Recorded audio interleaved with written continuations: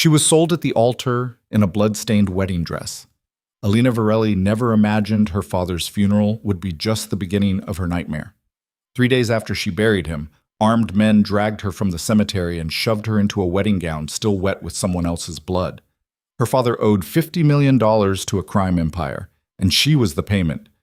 The man waiting at the altar wasn't just dangerous, he was obsessed, and he'd been watching her for years. This is her story. Stay until the end, hit that like button, and drop a comment with your city so I can see how far this tale has traveled. The rain hammered against the limousine windows like fists demanding entry. Alina pressed her forehead against the cold glass, watching the cemetery gates disappear into the gray haze behind them. 3 days.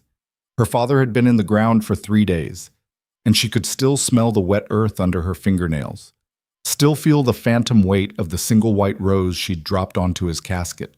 The 2 men flanking her in the back seat hadn't spoken since they'd grabbed her at the graveside. The one on her left had a scar that ran from his ear to his jaw, a pale line that looked surgical. The one on her right kept his hand resting on something metallic beneath his jacket. Neither had told her where they were taking her, neither had needed to. She'd known this moment was coming. Her father had told her, near the end, when the cancer had eaten through his ability to lie. "I'm sorry, Piccola. I made choices. Bad choices." And now? Now she was in the back of a car that smelled like leather and gun oil, wearing a black dress still damp from kneeling in the mud, and the men beside her radiated the kind of silence that preceded violence. The limousine slowed.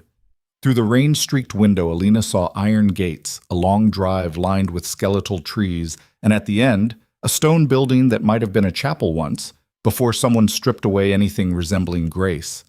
It crouched in the storm like a wounded animal, all sharp angles and boarded windows. "Out," Scarface said. His voice sounded like gravel being crushed. Her legs didn't want to cooperate. She forced them to move anyway, stepping out into the rain that immediately plastered her hair to her skull. The cold bit through her dress, through her skin, straight down to her bones. One of the men gripped her upper arm, not rough, but firm enough that she understood refusal wasn't an option. They walked her up the stone steps. The heavy wooden door swung open before they reached it. Inside, the air was different, warmer, but wrong. It carried the smell of old incense mixed with something chemical, oil, maybe, or cleaning solvent. The space had been stripped of anything ornamental. No stained glass, no carved saints, no comfort. Just stone walls, harsh overhead lights, and rows of empty wooden benches. And guards. At least a dozen men in dark suits positioned along the walls like statues. All of them armed. All of them watching. At the far end, where an altar should have been, there was just a table. And standing beside it, a woman in her 60s holding a garment bag. "This way," she said. Her voice was crisp, professional, completely detached. "You need to change." "Change into what?" Alina's voice came out hoarser than she'd intended. The woman unzipped the bag. The dress inside was white, cream-colored, really, with delicate lace along the bodice and sleeves that looked hand-stitched. Beautiful, in another context. Except for the stains. Dark, rust-colored splotches across the front, splattered up one side like someone had been careless with paint. Not paint. "You can't be serious," Alina whispered. 20 minutes, the woman said, checking her watch. "We're on a schedule." "I'm not wearing that. I'm not—" "Miss Varelli." The woman's eyes were gray and tired and utterly empty of sympathy. "You can put it on yourself, or they will put it on you. Those are your options." Alina looked back at the guards along the walls. None of them had moved. None of them looked away. Her hands shook as she took the dress. The woman led her to a small side room, probably a vestry once. Now it was just 4 walls, a mirror, and a wooden chair. 10 minutes, she said, and closed the door. Alina stood there holding the dress, feeling its weight, feeling the wrongness of it. The fabric was silk, expensive. The bloodstains were old, set deep into the fibers. Someone had tried to clean them and failed. Or maybe they'd left them on purpose. She wanted to scream. She wanted to tear the thing apart. She wanted to run. Instead, she peeled off her wet funeral dress and pulled the wedding gown over her head. It fit perfectly. That was somehow the worst part. The way it hugged her waist, the way the sleeves ended precisely at her wrists. Someone had taken her measurements. Someone had planned this. She looked at herself in the mirror and saw a ghost.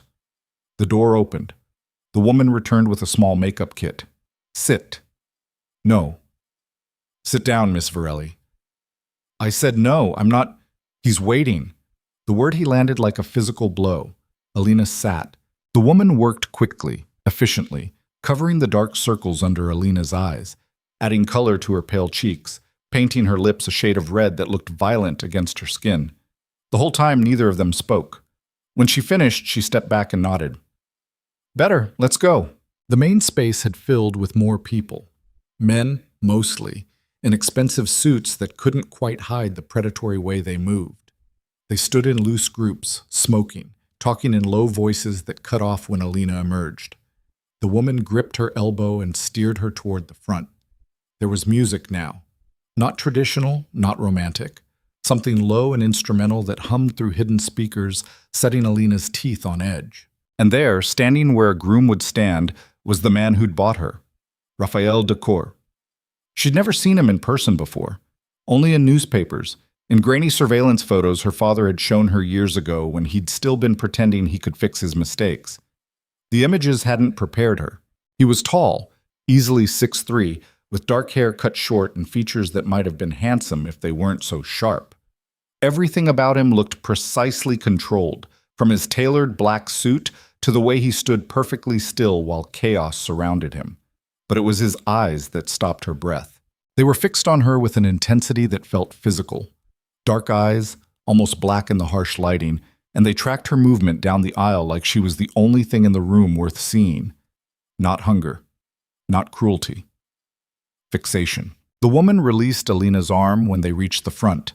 Alina stood there, 3 feet from Raphael Dacour, close enough to see the faint scar along his jaw, close enough to smell his cologne, something dark and woody that probably cost more than her father's casket.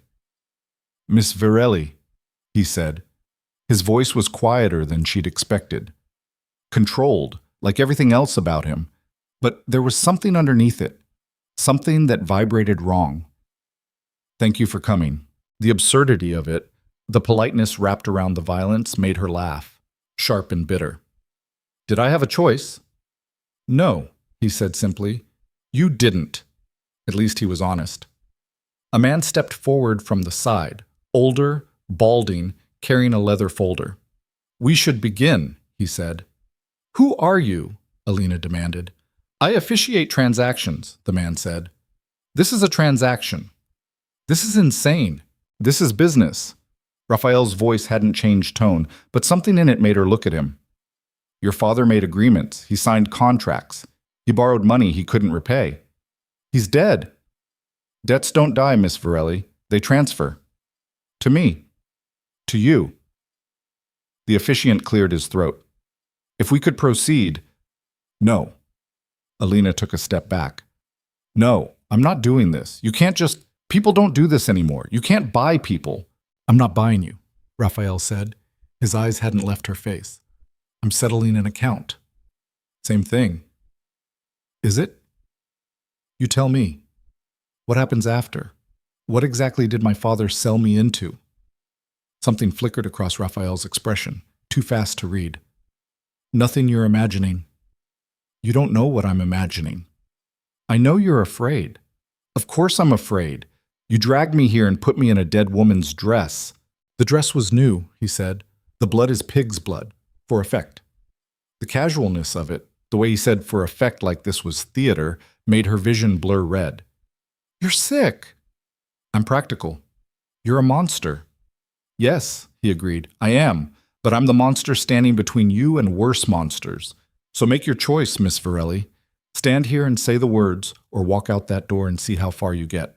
She looked past him, at the guards along the walls, at the men smoking and watching like this was entertainment. She looked at the door, heavy wood, barred from the inside. Even if she could get through it, even if she could somehow make it past the guards, past the gates, past the walls, she had no money, no connections, nowhere to go. Her father had made sure of that. Years of bad choices, bad deals, bad debts. He'd spent everything, mortgaged everything. And when the cancer came, he'd borrowed more, promising collateral he didn't have, promising her. What are the words? She asked quietly. Raphael nodded to the officiant. The man opened his folder and began to read. Not traditional vows. Nothing about love or cherishing.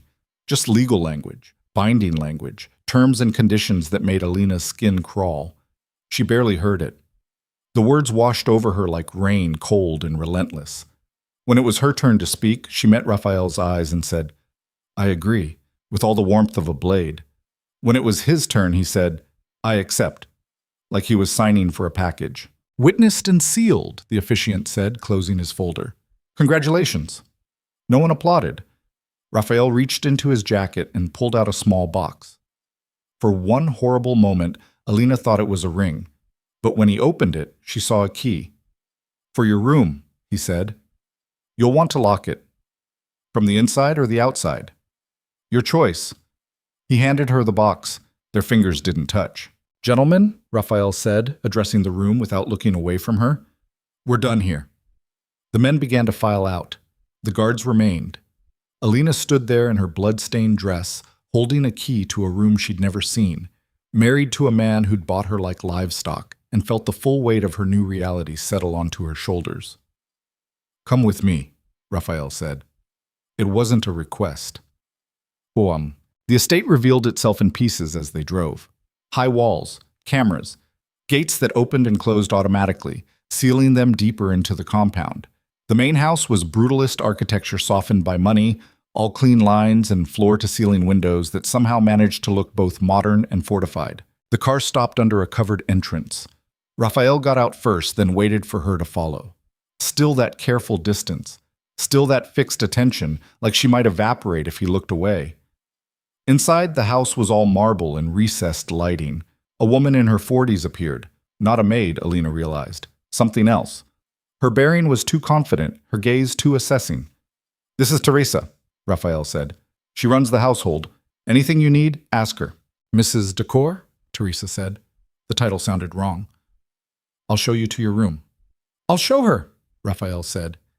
Teresa's expression didn't change, but something passed between them. Some unspoken communication that Alina wasn't privy to. Then the woman nodded and disappeared down a side corridor. Raphael led Alina up a wide staircase, down a hallway lined with abstract art that probably cost more than most people earned in a lifetime. He stopped at the last door on the left and pushed it open. The room was large, larger than her entire apartment had been. King bed with white linens, sitting area with a gray suede couch, windows that overlooked gardens she couldn't quite see in the darkness. Everything expensive, everything tasteful, everything designed to look like a luxury hotel room.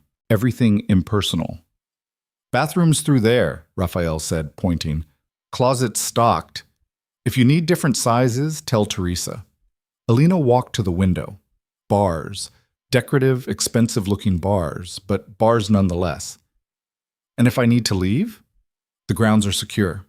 "That's not what I asked." "I know what you asked." She turned to face him. "So what's the answer?" "You're not a prisoner. Then I can leave." "I didn't say that." "So I am a prisoner." Raphael moved further into the room. Not toward her, just shifting position, resting one hand on the back of the couch. "You're my wife. On paper, legally bound. That protects you. The alternative is that you're classified as an asset, which means anyone who wants to hurt me can take you, torture you, kill you, and it's just business. This way, you're untouchable." "Untouchable," she repeated, "in a locked room, in a walled compound, surrounded by armed men." "Yes. Some protection. It's the only kind that works in this world. Your world. Your world now too, Miss Varelli." "Mrs. Decord," she corrected bitterly. "Isn't that what we're calling it?" Something shifted in his expression. "You can call yourself whatever you want. In private, names don't matter." "What matters then?" "Survival." He moved toward the door. Alina's pulse jumped despite herself. But he stopped at the threshold, one hand on the frame. "The key I gave you works from both sides," he said. "Use it however you want. But understand, there are men in this house who've done things that would give you nightmares. The lock is a courtesy. It's not a guarantee. And you?" The question came out before she could stop it. "What have you done?" Raphael looked at her for a long moment. "Everything," he said finally. "I've done everything." Then he left, pulling the door closed behind him. Alina stood there alone, still wearing the blood-stained dress, still holding the key, and finally let herself shake. She didn't sleep that first night. Couldn't. Every sound made her jump. Footsteps in the hallway, the house settling, the wind against the windows. She'd locked the door immediately, then spent 20 minutes testing it, making sure it actually worked, making sure no one could override it from the outside. At some point near dawn, she peeled off the wedding dress and left it in a heap on the floor. She showered in the massive bathroom, scrubbing her skin until it hurt, trying to wash off the smell of the chapel, the feeling of strange hands guiding her down the aisle. When she finally emerged, wrapped in a towel, she found the closet exactly as Raphael had described. Stocked, not just with basics, but with expensive clothes in her exact size. Dresses, pants, shoes, undergarments, everything she might need, all carefully selected by someone who'd studied her measurements, her style, her preferences. The invasion of it made her want to scream. Instead, she pulled on jeans and a sweater, the most casual thing she could find, and sat on the edge of the bed, staring at nothing. A knock at the door made her flinch. "Mrs. Decor?" Teresa's voice. "I have breakfast for you." "I'm not hungry. I'll leave it outside the door." Alina listened to the sound of footsteps retreating. She waited 5 minutes, then unlocked the door and peered out. A tray sat on the floor. Coffee, fruit, pastries. The coffee smelled real, strong. She grabbed the tray and retreated back inside, locking the door again. The coffee was good. She hated that it was good. She spent the day mapping the room, testing the windows, locked, reinforced glass, definitely not breakable. Examining the furniture for anything useful. The closet held only clothes. The bathroom had toiletries, towels, but nothing sharp, nothing that could be weaponized. Even the shower was designed with smooth edges, tempered glass. Someone had thought this through. Someone had anticipated exactly what she'd look for. That afternoon, Teresa knocked again. "Mr. Diacor would like you to join him for dinner. Tell him I'm not hungry. I'll let him know." 2 hours later, another knock. "Mrs. Decor, Mr. Decord insists. And if I refuse?" A pause. "He said to tell you that you can eat in your room or at the table, your choice, but you will eat." Alina opened the door. Teresa stood there with the same professional expression, giving nothing away. "Where?" Alina asked. "Dining room, ground floor, I'll show you." The house looked different in daylight. Still expensive, still fortified, but the windows showed gardens, a pool, trees beyond the walls. Teresa led her through hallways lined with art, past rooms she glimpsed but didn't enter, a library, an office, something that looked like a gym. The dining room had a table that could seat 20. Raphael sat at one end, reading something on a tablet. He looked up when they entered. "Thank you, Teresa," he said. The woman left without a word. Alina stood there, suddenly aware of how exposed she felt in the massive room. Raphael gestured to the chair nearest him, not at the opposite end of the table, but close, within conversation distance. She sat. The chair was expensive, ergonomic, comfortable. She hated it. "You didn't touch your breakfast," Raphael said. "I wasn't hungry." "Lunch?" "Same." "You need to eat." "I'll eat when I want to eat." He set down the tablet. "This isn't a negotiation, Miss Varelli. You'll make yourself sick. That's my problem." "No," he said quietly. "It's mine. Everything about you is mine now. Your health, your safety, your survival." That was the agreement. "I didn't agree to anything. I was coerced." Semantics.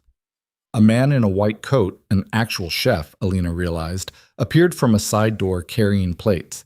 He set them down without speaking and disappeared. The food looked incredible.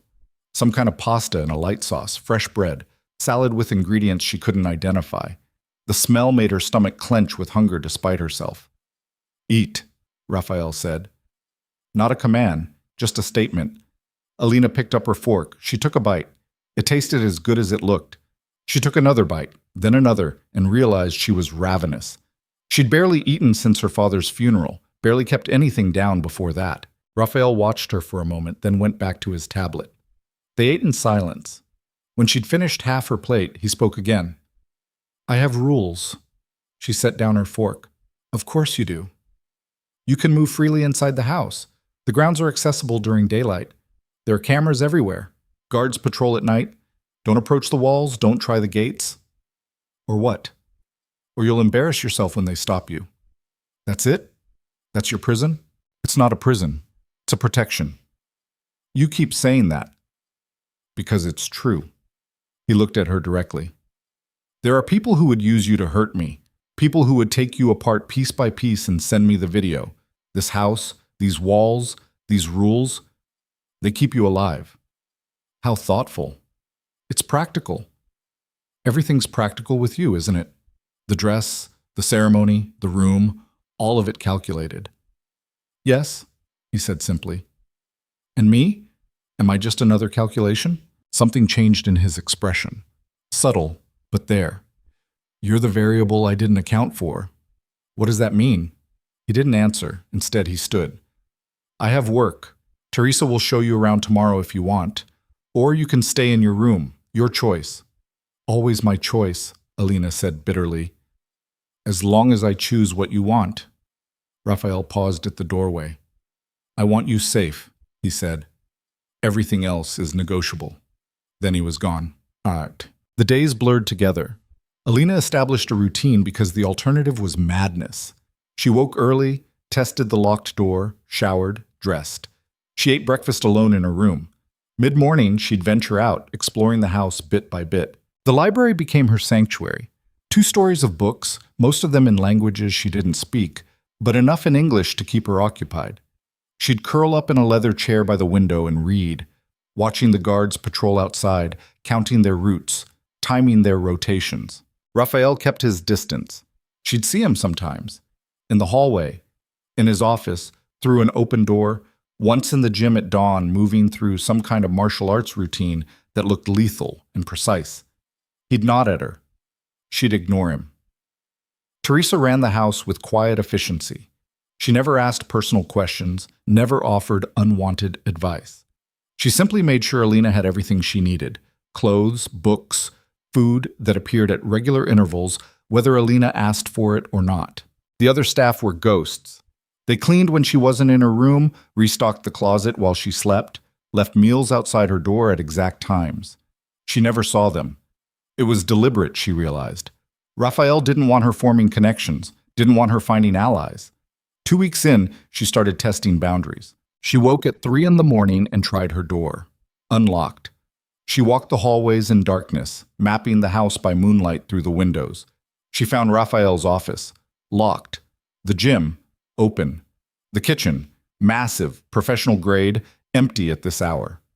She was making coffee when she heard footsteps. Raphael appeared in the doorway wearing sweatpants and a t-shirt, looking more human than she'd seen him. His hair was slightly messy. He had a bruise forming along his jaw that hadn't been there at dinner. Couldn't sleep? He asked. Didn't want to. There's a difference? You'd know. You look like you don't sleep much either. He moved to the industrial espresso machine, started making himself something.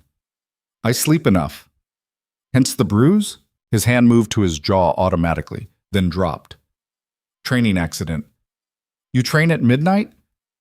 I train when I have time. Alina watched him work the machine with practiced efficiency.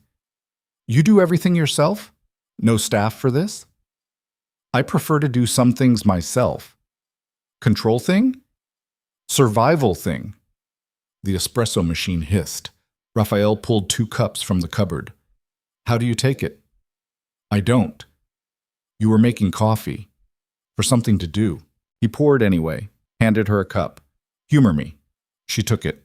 The porcelain was warm against her palms. They stood there in the massive kitchen, drinking coffee at 3 in the morning, and for a moment it felt almost normal. Then Raphael said, You've been testing the security. Her heart jumped. How would you know? I watched the cameras. Of course you do. You're fast, good spatial awareness. You map 3 floors in under an hour. Is that a compliment? It's an observation. Well, observe this. I'm not staying here forever. Yes, he said. You are. You can't keep me. I can. I will. She set down the cup hard enough that coffee sloshed onto the counter. I'm not yours.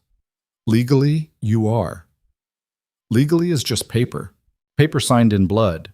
He said it calmly, like he was discussing the weather. Your father's signature. My money. Witnessed by 20 men who'd kill you for looking at them wrong. That's not just paper, Miss Varelli. That's contract law enforced by violence. That's slavery. That's protection. And you're smart enough to know the difference. Protect me from what exactly? From you? Raphael moved closer. Not threatening, just eliminating distance. Close enough that she could smell the coffee on his breath, see the exact shade of brown in his eyes. From everyone else, he said quietly. From the men who'd use you as leverage. From the families who'd trade you between them like currency. From the buyers who'd pay millions for someone with your face, your education, your bloodline. You think this is bad? You think locked doors and surveillance and rules are the worst thing that could happen to you? His voice had dropped to something dangerous, something real. I've seen what happens to women in this world when they're not protected. I've seen them broken, discarded, erased. You want to hate me? Fine, hate me. But don't confuse me with them. Alina held her ground. And what makes you different? I don't touch you. The words hung in the air between them. You watch me, she said. The cameras, the guards reporting every move. That's touching. That's surveillance. Same thing. No, he said. It's not. He stepped back, put distance between them again.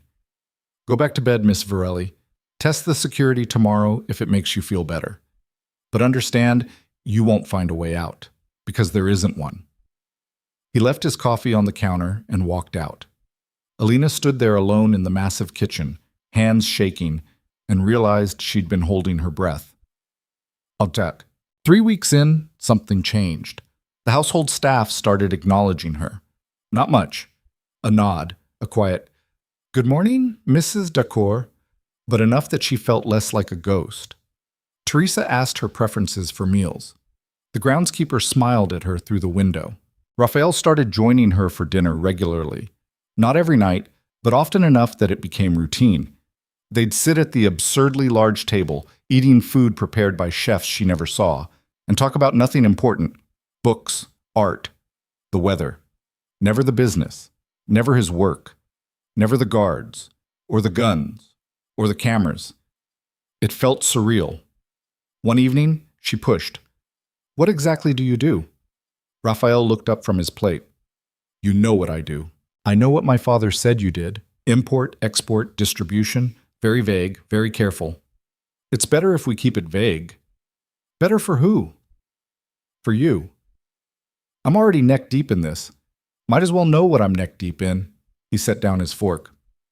I move things. Money, goods, information. I broker deals between people who can't deal openly. I solve problems that can't be solved legally. You're a criminal. I'm a facilitator. That's the same thing. In this world, morality is geography. What's illegal here is standard practice there. I operate in the spaces between. And the violence? She pressed. The guards, the guns, the men who look like they've killed people? They have killed people. The casual admission made her stomach turn. And you? Raphael met her eyes. Yes. How many? Does it matter? It matters to me. He leaned back in his chair. Enough that I stopped counting. Few enough that I remember their faces. The honesty of it shocked her. She'd expected deflection, justification, lies. Not this brutal self-awareness. You don't even try to defend it, she said. Would you believe me if I did? No. Then why waste the words? They finished dinner in silence. But something had shifted. Some wall had cracked. Not collapsed, just cracked. Enough to let light through. That night, Alina didn't lock her door. Morning came with shouting. Alina woke to the sound of raised voices, running footsteps, doors slamming. She grabbed a robe and yanked open her door to find Teresa in the hallway, looking genuinely rattled for the first time. What's happening? Stay in your room, Teresa said. Like hell. What's going on? More shouts from downstairs. Male voices, angry, overlapping. Something crashed. Teresa grabbed Alina's arm. Please, go back inside. Lock the door. But Alina was already moving, already running toward the stairs, driven by something she didn't understand. She hit the landing and saw chaos below. Guards everywhere, someone being dragged, blood on the marble floor, and Raphael in the center of it all, perfectly still, perfectly controlled, with murder in his eyes. The person being dragged was young, maybe 17, scrawny, terrified. He was bleeding from his nose, his shirt torn, hands zip-tied behind his back. "Please," the kid was saying. "Please, I didn't know. I swear I didn't know." Raphael crouched down to his level. "You stole from my warehouse. I was hungry. I just needed—" "You stole from me. Please." Raphael's hand moved. Alina saw the gun. She didn't think. She ran. "Stop!" Every head turned. Raphael looked up at her, still crouched, still holding the gun, and something flickered across his face too fast to read. "Miss Varelli," he said carefully, "go back upstairs." "Let him go." "This doesn't concern you. You're going to kill a kid. That concerns me. He's a thief. He's 17. He's a liability." Raphael stood, keeping the gun trained down. "He broke into a secured facility, stole product worth $50,000. That's not hunger. That's bold enough to be a message." "Or it's desperation," Alina said. She was at the bottom of the stairs now, close enough to see the kid's face, the fear in his eyes. "Look at him. He's not a message. He's just scared. Scared people do stupid things. So do powerful ones." The room went silent. You could have heard a pin drop. Alina was aware of every guard watching, every weapon ready, every outcome that ended with her on the floor instead of the kid. But she held Raphael's stare. "If you kill him," she said quietly, "you prove you're exactly what everyone says you are, a monster who solves everything with violence. If you let him go, you prove you're something else." "What would I be proving?" "That you're human." Raphael looked at her for a long moment, then at the kid, then back at her. "You vouch for him?" "I don't even know him." "Then why?" "Because mercy shouldn't require knowing someone." Something in Raphael's expression shifted. Not softened, nothing about him softened, but changed. He lowered the gun, nodded to the guards. "Get him medical attention, feed him, then escort him to the gates and make sure he understands. He doesn't come back, ever. If I see him again, Miss Varelli's mercy won't mean shit." The guards hauled the kid up. He was crying, saying thank you over and over. They dragged him away. Raphael turned to Alina. "My office. Now." His office was wood and leather and windows overlooking the grounds. Raphael closed the door, locked it, and turned on her. "Don't ever do that again." "Do what? Stop you from murdering a teenager?" "Undermine me in front of my men." "Your men? You want to talk about property, about control? You literally bought me and you're upset I spoke up? You don't understand what you did." "I understand perfectly. I made you look weak." "You made me look merciful," he corrected. "That's worse." "Why?" "Because mercy is how you die in this world." His voice had risen, actual emotion breaking through the control. "Every man in that room saw me hesitate, saw me back down, saw me choose your word over my authority. You think that doesn't have consequences? So what? You kill people to maintain your reputation? I kill people to stay alive. To keep everyone under this roof alive. You, Teresa, the guards, the staff. All of it depends on people being afraid of me. Fear is the only currency that matters." "That's not true." "It's the only truth I've ever known." They stood there, both breathing hard, the air between them electric with something dangerous. "Why did you listen to me?" Alina asked finally. Raphael looked at her like she'd stabbed him. "Because I can't not." "What does that mean?" "It means you're the only person in 10 years who's looked at me and seen something other than a weapon. And I don't know what to do with that." The confession hung there, raw and real. "Raphael, get out," he said quietly. "Before I do something we'll both regret." Alina left, but as she reached the door, she looked back. He was standing at the window, shoulders tight, one hand pressed against the glass like he was trying to keep the world out, or himself in. She went back to her room and didn't lock the door. The next morning, the kid was gone. Alina asked Teresa where they'd taken him. Teresa just shook her head and said, "He's alive. That's more than most get." It wasn't an answer. It was a warning. Raphael didn't appear for breakfast, didn't show for lunch. When evening came and his chair at the dining table remained empty, Alina felt something twist in her chest that she refused to name. She ate alone, pushing food around her plate, listening to the silence of the massive house. Through the windows, she could see guards patrolling, more than usual, their movements sharper, their weapons visible in a way they hadn't been before. Teresa appeared as Alina was finishing. Mr. Dacour requests you don't leave your room tonight. Requests or demands? Does it matter? Alina set down her fork. What's happening? Nothing that concerns you. Everything that happens in this house concerns me now. Or did you forget I'm legally bound to it? Teresa's professional mask slipped for just a moment. Something that might have been sympathy crossed her face. There are men coming tonight, business associates, the kind who don't respect boundaries. Mr. Dacour wants you out of sight. Why? Because some of them heard about yesterday, about the thief, about you. The words landed like ice water. What did they hear? That Raphael Dacour showed mercy because a woman asked him to, that he's going soft, that maybe he's not the man they thought he was. That's ridiculous. That's dangerous. Teresa moved closer, lowering her voice. In this world, perception is reality. If they think he's weak, they'll test him, and the easiest way to test him is through you. Alina's pulse kicked up. What does that mean? It means stay in your room, lock the door, don't come out until morning. And if I don't, then you'll learn exactly what kind of men run this world, and you won't like it. So, Alina went to her room. She locked the door. But she didn't stay there. The house had a security system. She'd noticed the panels, the cameras, the sensors, but it also had blind spots. The library had windows that faced the gardens, angles the cameras couldn't quite cover.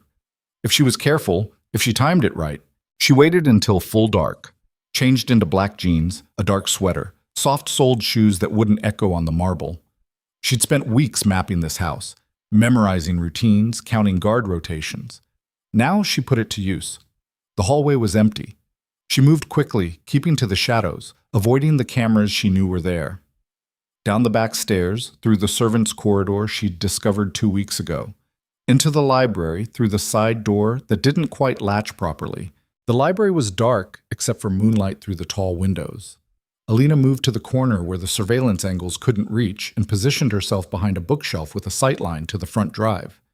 20 minutes later, the cars arrived. 4 of them. Black SUVs with tinted windows, rolling up the drive like a funeral procession. Men poured out. Not guards. Something else. Expensive suits that couldn't hide the violence underneath. They moved like predators, loose and confident. The kind of men who'd never been afraid of anything in their lives. Raphael met them at the door. Even from this distance, even in the dark, Alina could see the tension in his shoulders, the careful way he held himself. This wasn't like the dinner conversations they'd shared. This was Raphael Dacour in full armor, every inch the warlord. They went inside. Alina waited, counted to 100. Then she moved. The library had a ventilation grate that connected to the central system. If you knew where to stand, you could hear voices from the main floor. She'd discovered it by accident her first week, listening to Teresa on the phone. Now she pressed her ear to it and caught fragments of conversation. Reputation on the line here. Just business, Raphael. Heard you went soft. Prove it. Then Raphael's voice, cold as a blade. I don't prove anything to anyone. A laugh. Multiple voices joining in. Not friendly. Mocking. That's not what we heard. Heard you let some street rat walk because your pretty little wife asked nicely. Silence. The kind that precedes violence. My wife, Raphael said, each word precise, is not your concern. Oh, she's everyone's concern now. You parade her around, marry her public, make her part of the business. She's fair game. Touch her, and I'll put you in the ground. More laughter. See? Soft. The old Raphael would have cut out my tongue for even mentioning her. Now you just threaten. Consider it a courtesy. Next time I won't bother with words. Someone else spoke. A voice Alina didn't recognize, older, rougher. We're not here to fight, Raphael. We're here to remind you of certain obligations, certain expectations. I'm aware of my obligations. Are you? Because from where we're standing, looks like you're forgetting who your real allies are, getting distracted by domesticity. My personal life doesn't affect my business. Your personal life is our business when it makes you vulnerable, when it makes us all vulnerable. The voices shifted, moved away from the grate. Alina strained to hear but caught only murmurs. Then footsteps. Multiple sets heading deeper into the house, toward Raphael's office. She shouldn't follow. She knew she shouldn't. Teresa's warning echoed in her head.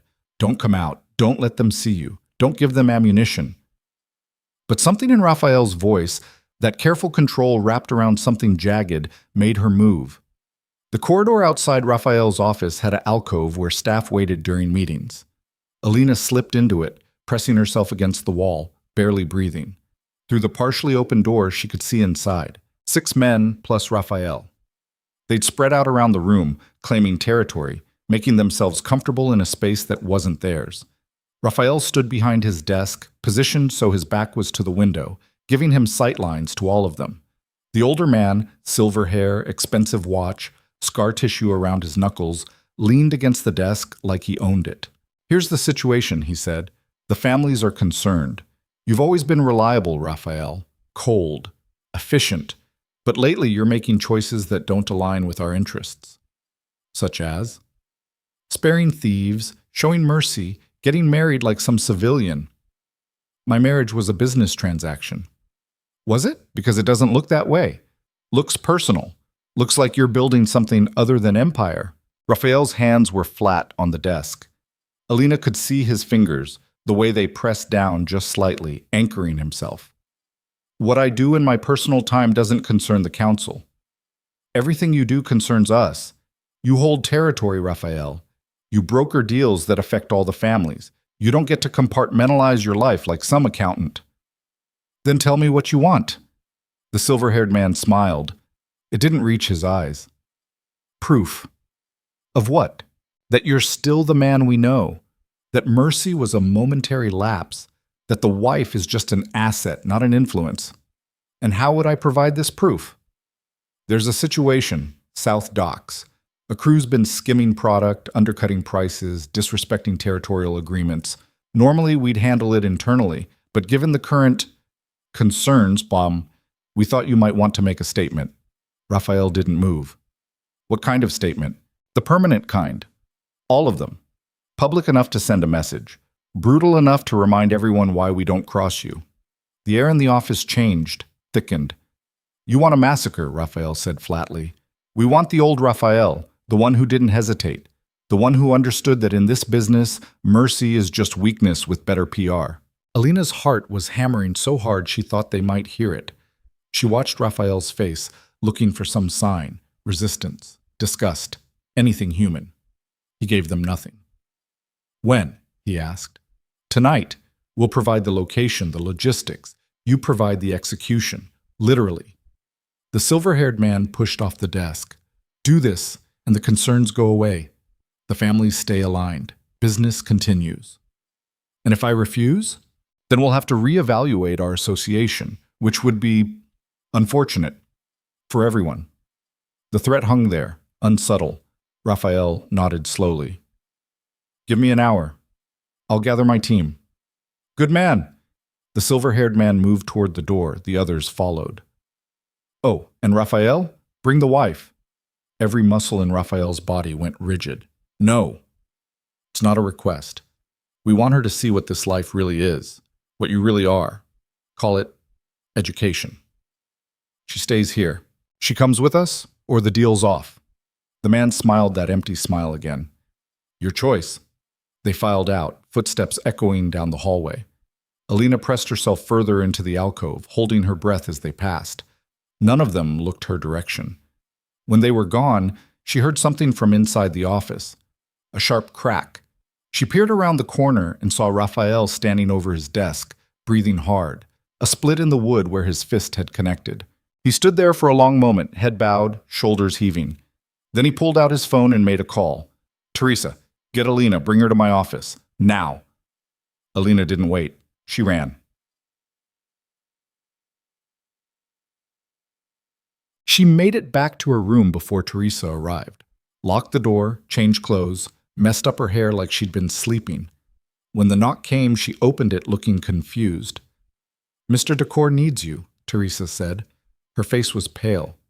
It's almost midnight. I know, please. Just come. Alina followed her down the hallway, keeping her breathing steady, her expression neutral. When they reached Raphael's office, Teresa knocked once and left without a word. Raphael was standing at the window, still wearing the same clothes, hands in his pockets. He didn't turn when she entered. "You were supposed to stay in your room," he said quietly.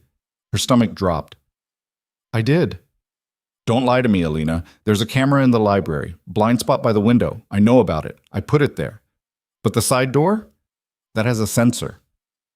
"Fuck." "How much did you hear?" he asked. She considered lying again, decided against it. "Enough." "Then you know what they want. For you to prove you're still a monster." "Yes, I heard." He turned to face her. He looked exhausted, not physically, something deeper, soul tired. "They want you there, as witness." "I know. If I refuse, they'll pull support. That means war. That means every family turns on us. That means this house, the guards, all of it, gone. That means you become a target for everyone. So you're going to do it. I don't have a choice. Everyone has a choice. Not in this world." He moved toward her, stopping just out of reach. "You asked me once how many people I've killed. I told you I stopped counting. That was a lie. I know exactly how many. 37. Some deserved it. Some were business. Some were just in the way. Tonight would make it 42. The precision of it, the way he said the numbers like reading a ledger, made her sick. "And if you don't?" she asked. "Then I'm weak. And weak doesn't survive. Not me, not you, not anyone under this roof. So I'm supposed to watch you murder 5 people to save your reputation? You're supposed to watch me murder 5 people to save your life. I didn't ask for that. You didn't have to. The moment your father put you in that equation, you became my responsibility. And I don't fail my responsibilities." Alina felt something crack inside her chest. "You actually think this is protection. You actually believe murdering people in front of me is somehow keeping me safe. It's the only thing that works. It's the only thing you know." "Yes!" His voice rose, actual emotion bleeding through. "It's the only thing I know. Violence is the only language anyone in this world speaks fluently. You want me to be something else? Fine. Tell me what. Tell me how to be a man who doesn't kill in a business built on killing. Tell me how to show strength without violence, how to command respect without fear. Because I have spent 15 years in this life, and I have never seen it done." They stared at each other, both breathing hard. "Maybe you're not looking in the right places," Alina said finally. "Maybe there are no right places. Maybe this is it. Maybe we're all just choosing which version of wrong we can live with."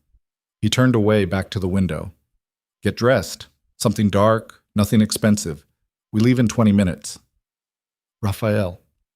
20 minutes, Alina. That's an order." She wanted to scream, wanted to refuse, to lock herself in her room, to force his hand. But the exhaustion in his voice, the defeat underneath the authority, stopped her. She went to change. The drive took 40 minutes. 2 SUVs, 6 guards, plus Raphael and Alina. She sat beside him in the back, watching the city blur past, neither of them speaking. His jaw was tight, his hands fisted on his thighs. She'd never seen him this tense. They pulled up to a warehouse district near the waterfront, the kind of area where zoning laws died and nobody asked questions. The lead SUV parked first, guards spilling out, securing the perimeter. Then theirs. Raphael turned to her before opening the door. "Stay behind me. Don't speak. Don't react. Whatever you see, whatever you hear, nothing. Understand?" "Why are you doing this?" Her voice came out smaller than she intended. "If you hate it, if it goes against every instinct, why?" "Because the alternative is worse." "You don't know that." "Yes," he said. "I do." He got out. Alina followed. The warehouse was massive, all corrugated metal and broken windows. The silver-haired man from earlier was waiting outside with his own team. He smiled when he saw Alina. "Mrs. Decord, so glad you could join us." Raphael positioned himself between them. "Where are they?" "Inside. Tied up, waiting. We'll let you do the honors. Make sure it's memorable." They walked toward the entrance. Alina's heart was trying to climb out of her throat. The doors were already open, spilling yellow light into the darkness. Inside was worse. 5 people knelt in a line, hands zip-tied behind their backs, hoods over their heads. blood on the concrete around them. Not much, just enough to show they'd been roughed up. Guards stood at intervals, weapons ready. This was an execution setup. Clean, professional, horrible. Raphael stopped 10 feet away. One of the guards handed him something wrapped in cloth. He unwrapped it slowly, revealing a gun. Matte black, suppressor already attached. "Make it quick," the silver-haired man said. "We're on a schedule." Raphael checked the weapon with practiced efficiency, chambered around. Alina watched his hands, steady, precise, showing nothing. He walked toward the first person, raised the gun. "Wait," Alina said. Every head turned. Raphael froze. "Alina," he said quietly. "Don't. Let me see their faces." "No." "You're going to make me watch this? Let me at least see who you're killing." The silver-haired man laughed. "She's got spine, Raphael. I'll give you that." He nodded to a guard. "Show her." The guard pulled off the first hood. A woman, maybe 30, with dark hair and terrified eyes, bleeding from a split lip. When she saw Alina, she started crying. "Please," the woman whispered. "Please, I have kids." "Shut up," the guard said, kicking her. The hood came off the second person. A man, older, balding. Then another woman, younger. Then two more men, both barely out of their teens. None of them looked like hardened criminals. They looked like people. Scared, desperate people who'd made bad choices and were about to pay the ultimate price for it. Alina looked at Raphael. His face was carved from stone. Nothing. No emotion, no reaction. The gun was still raised, still steady. "Raphael," she said, "don't do this." "Turn around," he told her. "Close your eyes." "I won't." "That's an order. I'm not your soldier." The silver-haired man was watching all of this with interest. "Problem, Raphael?" "No problem." "Because it sounds like your wife is giving you orders. That's not a good look." Raphael's jaw clenched. The gun didn't waver. Alina stepped forward into his line of sight between him and the woman. "If you're going to do this, you're going to look at me while you do it. You're going to see my face when you pull that trigger. You're going to remember that I saw who you really are. Move." "No." "Alina, move or I swear to God." "You'll what? Shoot me?" "Go ahead, prove them right. Prove that mercy was just a mistake. That I mean nothing. That you're exactly what they say you are." Something flickered in his eyes. Pain, maybe. Or rage. Hard to tell. "She's testing you," the silver-haired man said. "The wife. She's making you choose. Very clever. Very stupid. Kill her or kill them. Your choice, Raphael. But someone dies tonight, or our arrangement is over." Raphael lowered the gun slowly, turned to face the man. "You said you wanted proof I'm not weak, that I'm still the man you need." "That's right." "Then here's your proof." He raised the gun and shot the silver-haired man in the head. Chaos erupted. The man's body hit the ground and his guards went for their weapons, but Raphael's team was faster. Gunfire exploded in the enclosed space, deafening, muzzle flashes lighting up the warehouse like strobe lights. Alina dropped to the ground, instinct overriding thought. Someone grabbed her, Raphael, hauling her behind a concrete pillar, shielding her with his body as bullets sparked off metal around them. "Stay down!" he shouted over the noise. She couldn't have done anything else.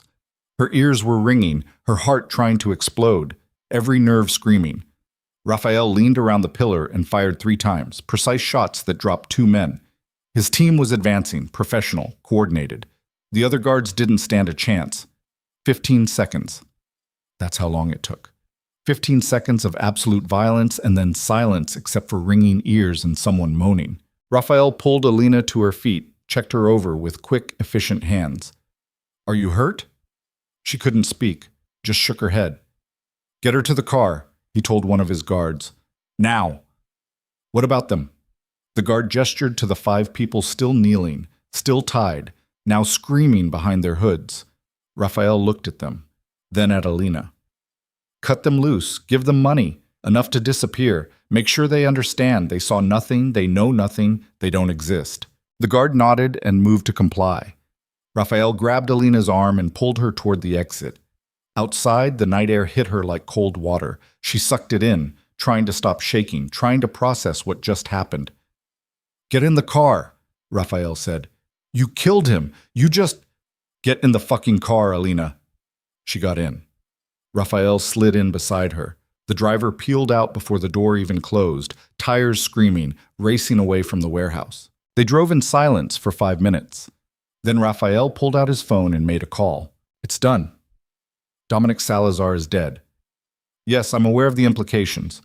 No, it wasn't the plan. Plans changed. Because he forced my hand. Listen to me very carefully. He brought my wife to an execution and tried to make me choose between my authority and her life. That's not business. That's personal. And I don't negotiate personal. I don't care about the council's opinion. They want war. I'll give them war. They want peace? Then they respect my lines. My line is her. Anyone crosses it dies. End of discussion. He hung up, stared at his phone for a moment, then looked at Alina. You should have stayed in the car, he said quietly. You should have told them no. I did. They didn't listen. So you killed him. I protected you. By starting a war? If that's what it takes, yes. Alina stared at him. At this man who'd just murdered someone in front of her, who'd chosen her over alliances that probably kept him alive, who was looking at her now like she was both his salvation and his damnation. Why? She whispered. Why me? Why not just let them have what they wanted? Why risk everything? Raphael reached out slowly, giving her time to pull away. When she didn't, he touched her face, his hand shaking slightly. Because I've spent 15 years building an empire on fear and violence and blood, and none of it has ever made me feel as alive as the 5 seconds you stood between me and those people and demanded I be better. His thumb brushed her cheekbone. You make me want to be someone I don't know how to be. And that's terrifying. And I'd burn the whole world down before I let anyone take that away from me. Alina couldn't breathe, couldn't think. The adrenaline, the fear, the weight of everything that had just happened, it crashed over her all at once. She kissed him. She didn't plan it, didn't decide. Just moved, closing the distance, pressing her mouth to his with all the terror and relief and desperate need coursing through her veins. Raphael froze for half a heartbeat. Then he kissed her back. Not gentle, not careful. Like a drowning man finding air. His hand fisted in her hair, the other arm banding around her waist, pulling her closer. She climbed into his lap in the moving car, not caring about the driver, not caring about anything except the feeling of being alive, being wanted, being chosen. When they finally broke apart, both breathing hard, Raphael pressed his forehead against hers. This changes everything, he said. I know. There's no going back from this. I know. You're in now, completely.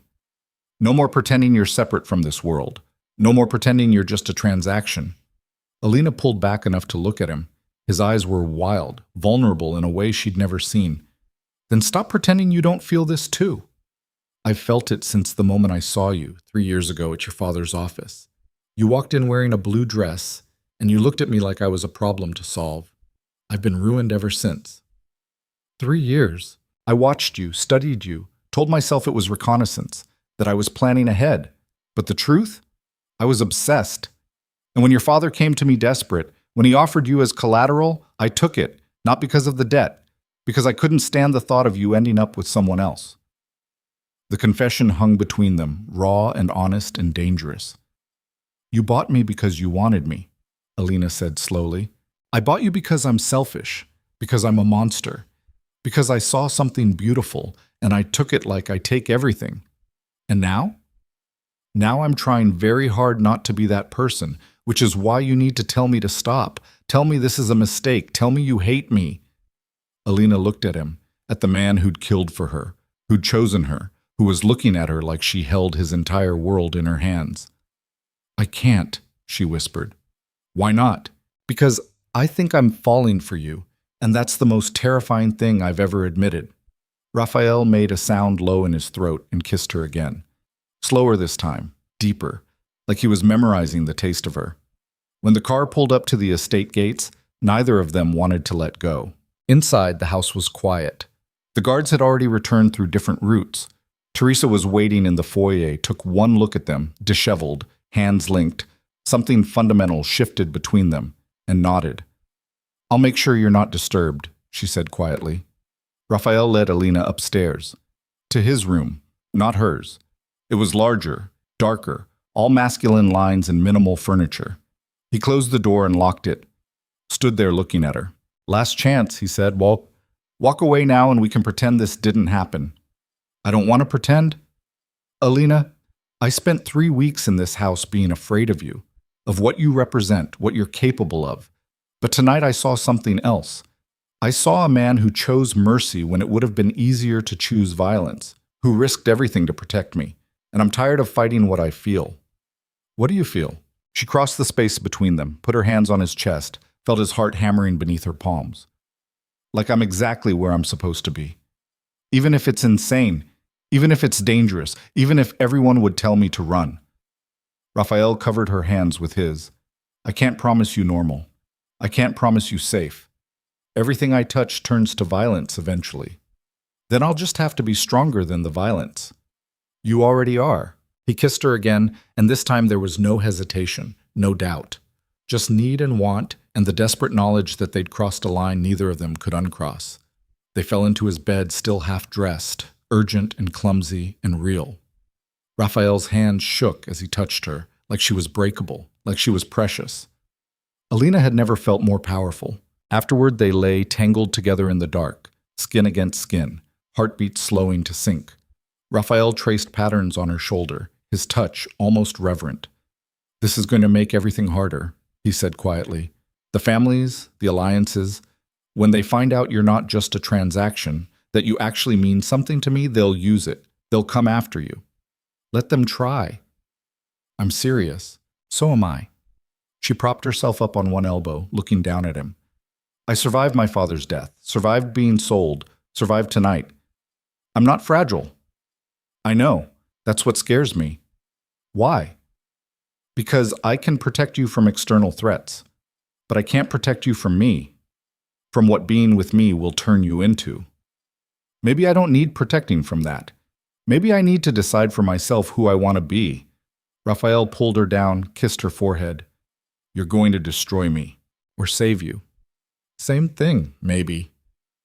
They fell asleep like that, wrapped around each other, two broken people who'd found something whole in the wreckage. Morning came too fast. Alina woke to sunlight and an empty bed. She sat up, pulling the sheet around herself, looking for Raphael. The bathroom door was open, empty. His clothes from last night were gone. She found a note on the nightstand, his handwriting all sharp angles. Had to handle fallout from last night. Stay inside today, please. She should have been annoyed by the order. Instead, she felt something softer. He'd said please. She showered in his bathroom, found one of his shirts to wear, and padded downstairs. Teresa was in the kitchen, making coffee. He left early, Teresa said without looking up. Emergency council meeting. Damage control from the Salazar situation. How bad is it? Bad. Dominic Salazar wasn't just another player. He was old money, old alliances. Raphael killing him sends a message that the traditional power structure doesn't matter anymore. Half the families see that as opportunity. The other half see it as declaration of war. Alina poured herself coffee. And Raphael? Raphael sees it as necessary. He's preparing for every outcome. Even war? Especially war. They stood there in the kitchen, drinking coffee, the weight of last night settling between them. You care about him, Teresa said. Not a question. Is that obvious? To anyone who knows what to look for. The question is, are you prepared for what that means? I don't know. What does it mean? Teresa turned to face her. For the first time, the professional mask fell away completely. It means you become a target. It means everything Raphael's enemies can't do to him directly, they'll do to you. It means you'll watch him make impossible choices and you'll have to live with the consequences. It means you'll become part of this world in ways you can't imagine yet. You sound like you're speaking from experience. Something pained crossed Teresa's face. I was married once, to a man in this life. He was good as anyone in this business can be, but his enemies killed him anyway, slowly, made me watch, used me to break him. She set down her cup.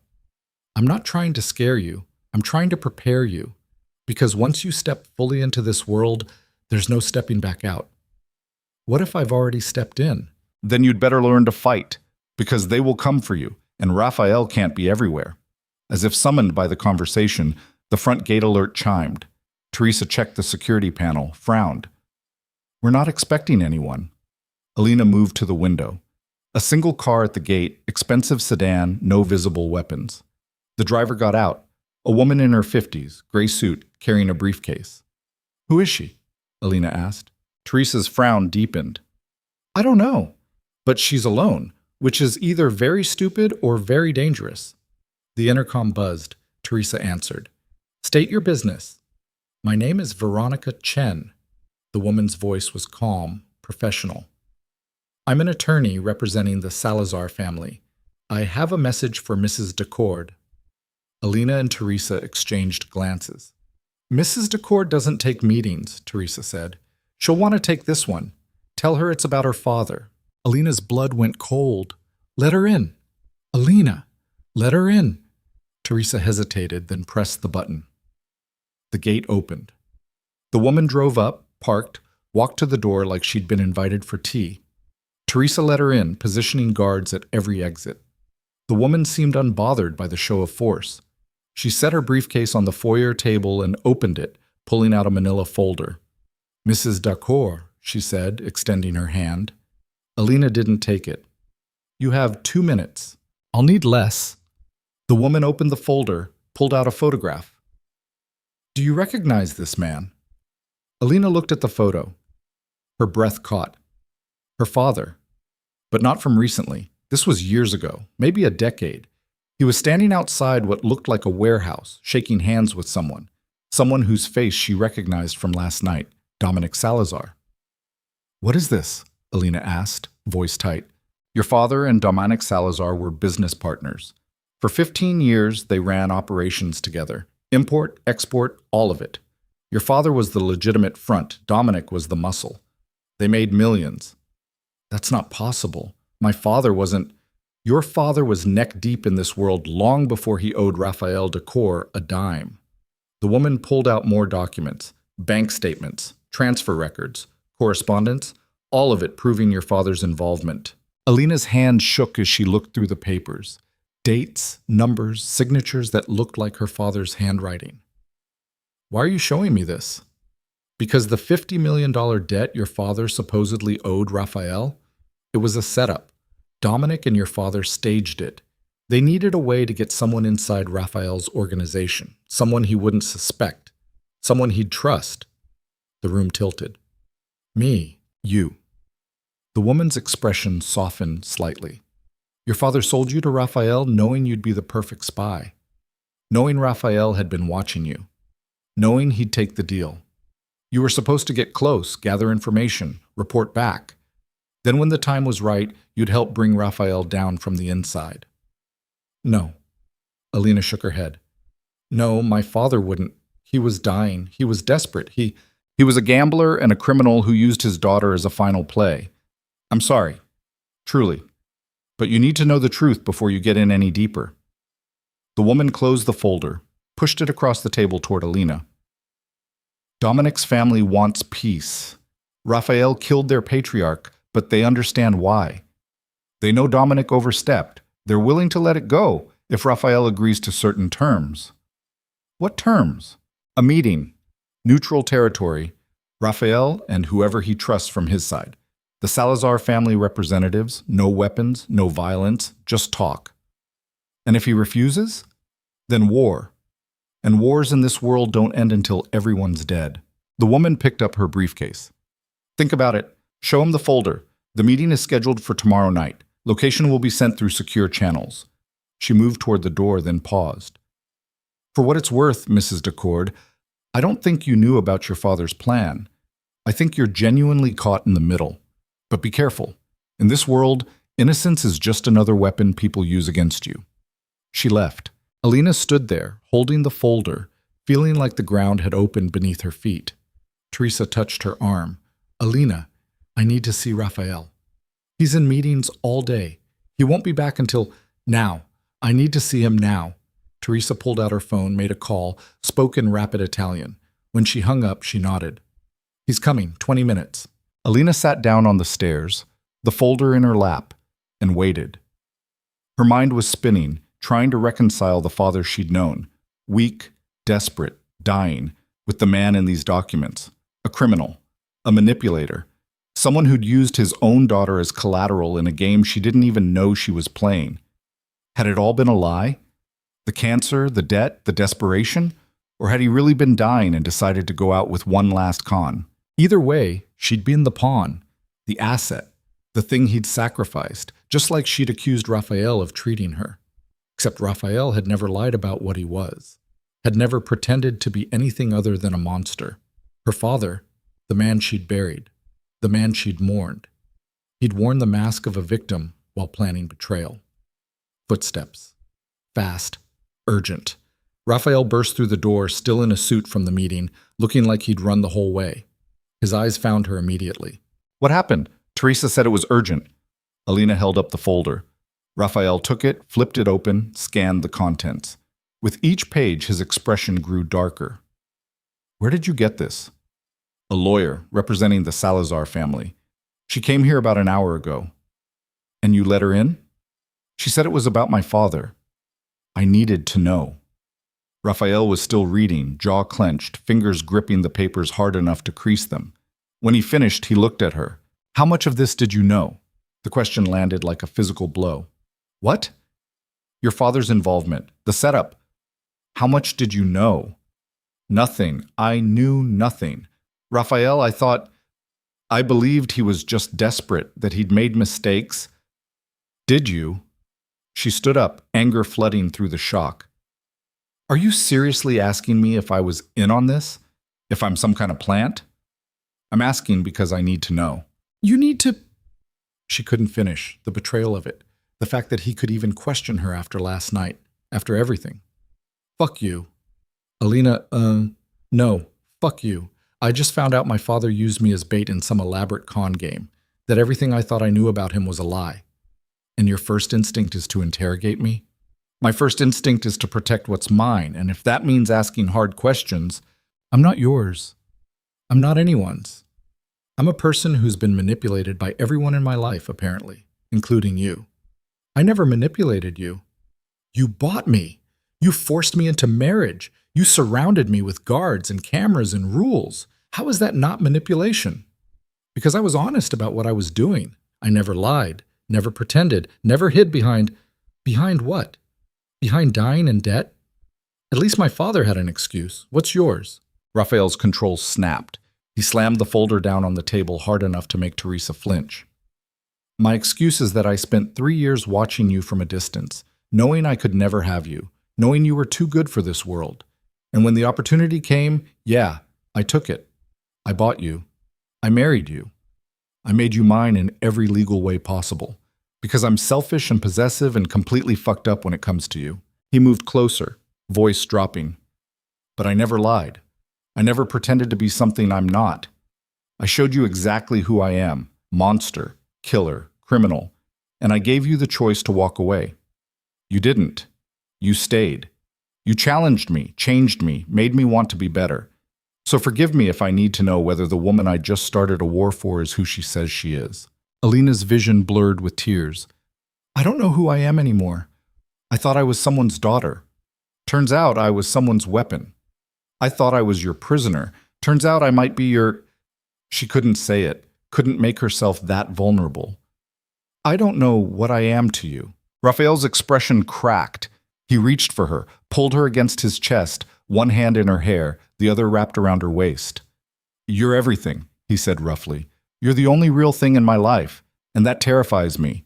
Because if I'm wrong about you, if this is all part of some deeper game, it'll destroy me, completely. Alina pressed her face against his shoulder and let herself cry. For her father, for the lies, for the impossible situation she'd found herself in. Raphael held her through it, solid and steady, anchoring her. When she could finally speak, she pulled back enough to look at him. I didn't know about any of it. I swear. I believe you. Do you? Really? Yes, because if you were playing me, you're the best actress I've ever seen, and I've seen the best. He wiped tears from her face with his thumb. The meeting, tomorrow night. You're coming with me. Raphael, non-negotiable. If the Salazars want peace, they can make their case with you present. If they want war, better to know now. And if it's a trap, then we spring it together. Alina looked down at the folder, at the evidence of her father's betrayal. He used me, sold me, planned for me to destroy you. Yeah. And you still want me here? Raphael tilted her chin up, making her meet his eyes. Your father's sins aren't yours. His plans aren't your responsibility. You're not him, Alina. You're nothing like him. How do you know? Because he saw you as a tool. I see you as a person. He gambled with your life. I'd die before I let anyone hurt you. He lied to you for years. I'm telling you the truth right now. I love you. Completely, dangerously, in ways that probably violate several ethical standards. The confession hung there, raw and unvarnished. That's the first time you've said it, Alina whispered. I've been saying it since I put that ring on your finger, just not with words. She kissed him, hard and desperate and clinging. Raphael kissed her back like she was oxygen. When they broke apart, she said, Tomorrow night, the meeting. I'm coming, not because you ordered it, because I choose it. Good. And Raphael, She swallowed hard. I think I love you too, even though it's insane, even though we're probably both going to hell for it. Already there, he said. Might as well enjoy the company.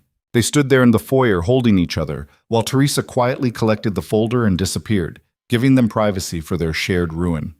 Outside, storm clouds gathered. Tomorrow's meeting would change everything. But right now, in this moment, they had each other. And in a world built on violence and lies that felt like the only truth worth holding on to, even if it killed them both. The meeting was set for midnight at a decommissioned shipping terminal on the edge of the harbor. Neutral ground, according to the Salazar family. Far enough from Raphael's territory that he couldn't claim home advantage. Close enough to the city that running would be difficult if things went wrong.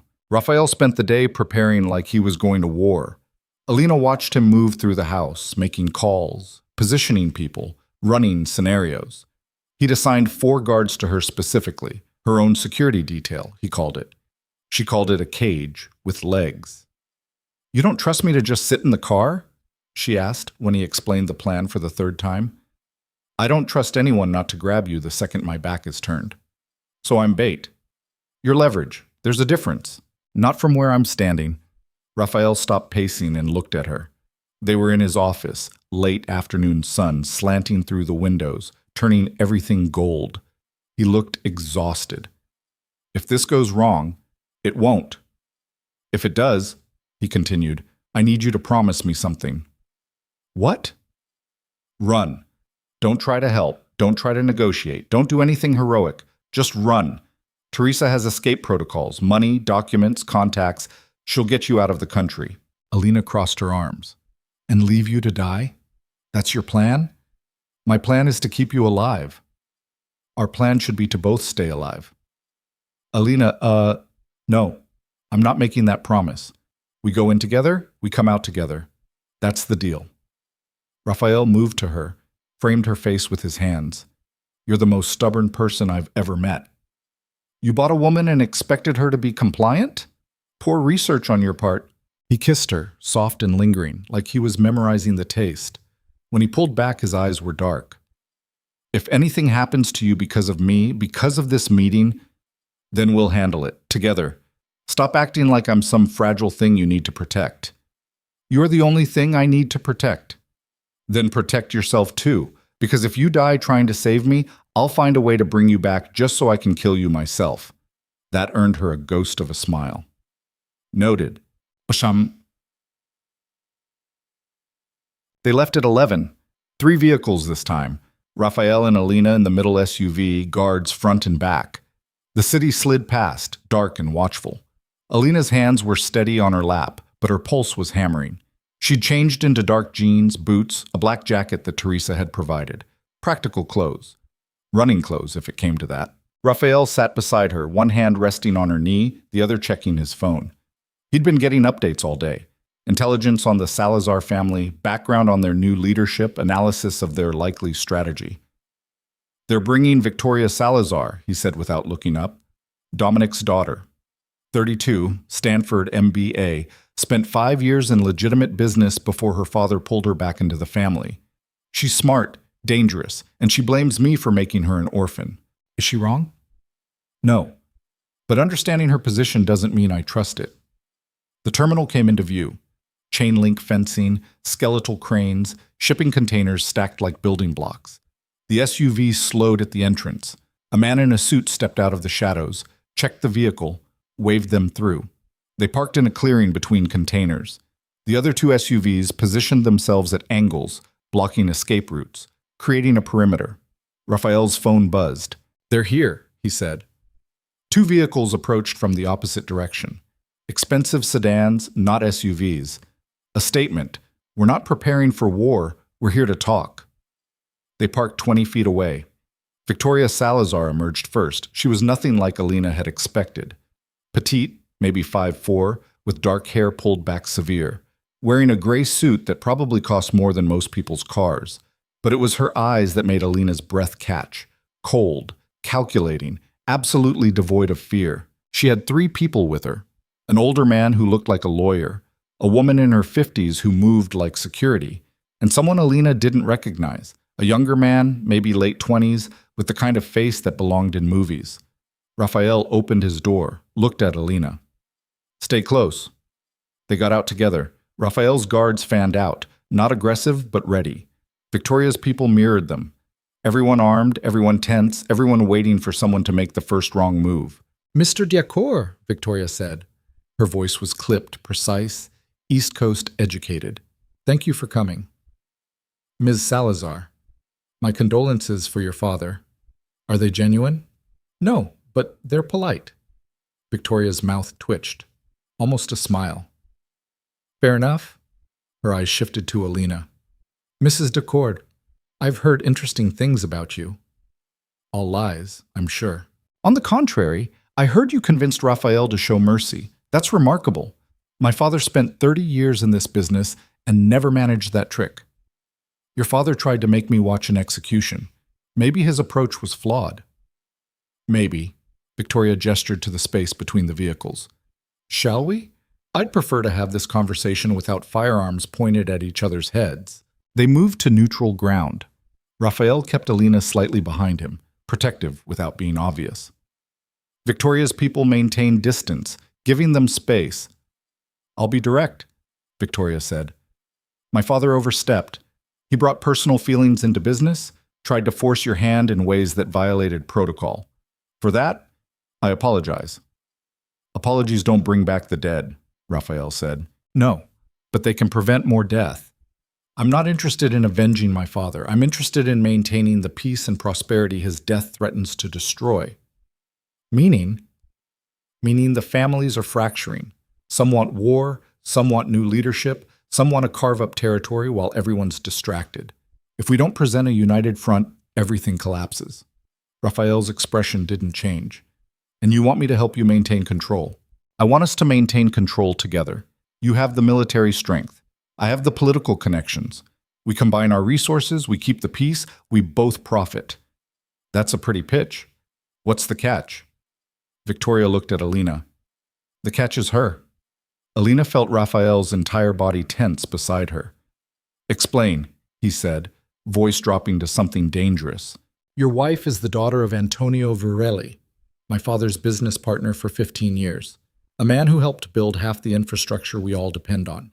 A man who, when he died, left behind significant assets that legally should pass to his heir." "What assets?"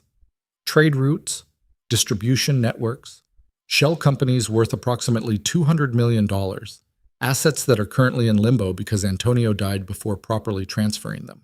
Raphael's hand found Alina's, squeezed once. A warning: stay quiet. "Those assets revert to the families," Raphael said. "That's standard protocol." They would, except Antonio had a will, a very specific will that names his daughter as sole beneficiary of everything he built, including partnerships with my family. Alina's heart stopped. "What?" Victoria pulled a document from her jacket, unfolded it, held it out. "Signed 6 months before he died. Notarized, witnessed, legally binding. Everything he owned goes to you, Mrs. Decord." Alina took the document with shaking hands. It looked official. Legal letterhead, signatures, dates, her father's handwriting on certain sections, her name repeated throughout. "This isn't possible," she whispered. "He had nothing. He was drowning in debt." "He was drowning in debt to Raphael," Victoria corrected. "Not to everyone else, not to my family. With us, he was profitable. Very profitable. He just hid it well." Raphael took the document from Alina, scanned it quickly, his jaw clenched. "This is forgery." "It's authenticated. I have the original if you'd like to verify." "Why show us this now?" "Because it changes everything." Victoria's eyes were sharp, predatory. "Mrs. Diacor isn't just your wife. She's a major player in this world, whether she knows it or not. She owns infrastructure, territory, partnerships, which means she has value beyond being Raphael Decord's possession." "I'm not his possession," Alina said, finding her voice. "Aren't you? He bought you, married you, keeps you locked in his fortress. Seems like possession to me." "Victoria," the lawyer beside her said quietly, "perhaps we should—" "No, she needs to hear this." Victoria looked directly at Alina. "You have options, Mrs. Decord. You can stay with Raphael, let him control your assets, remain his pretty caged bird, or you can claim what's yours. Take your seat at the table. Become a power in your own right." "By doing what exactly?" Alina asked. "By divorcing him, dissolving the marriage that gives him legal control over you and your assets. Then partnering with my family instead. We'll protect you, support you, help you build something real, not a prison, an empire." The words landed like bombs. Alina felt the ground shifting under her feet. Raphael's voice was ice. "You came here to offer peace, and you're trying to steal my wife." "I'm offering your wife freedom. There's a difference." "She's not interested. Let her speak for herself." All eyes turned to Alina. She stood there holding a document that said her father, the man she'd thought was weak, desperate, dying, had actually been running a criminal empire worth hundreds of millions, that she was heir to something she'd never known existed. "I need time," she said finally, "to process this, to verify." "Of course," Victoria said smoothly. "Take all the time you need. But understand, the families won't wait forever. They'll want to know who controls Antonio's assets. If you don't claim them, someone else will. And it won't be pretty." Raphael stepped forward, putting himself between Victoria and Alina. "This meeting is over." "Is it? Because I have one more thing to show you." Victoria nodded to the young man who'd come with her. He pulled out a tablet, tapped the screen, turned it around. Video footage. Security camera angle. Grainy but clear enough. It showed a warehouse, the same warehouse from last night before the shooting. Timestamp in the corner. 6 hours before the meeting. The footage showed Dominic Salazar entering the building, talking to someone off camera, then that someone stepping into view. Raphael. Alina's blood went cold. "This is from yesterday afternoon," Victoria said. 6 hours before you claim my father forced your hand at the execution. 6 hours before the shooting, you met with him, privately. No guards. No witnesses." "That's taken out of context," Raphael said. But Alina could hear something in his voice. Something wrong. "Is it?" "Because the audio's even better." Victoria tapped the screen again. "Can't keep doing this."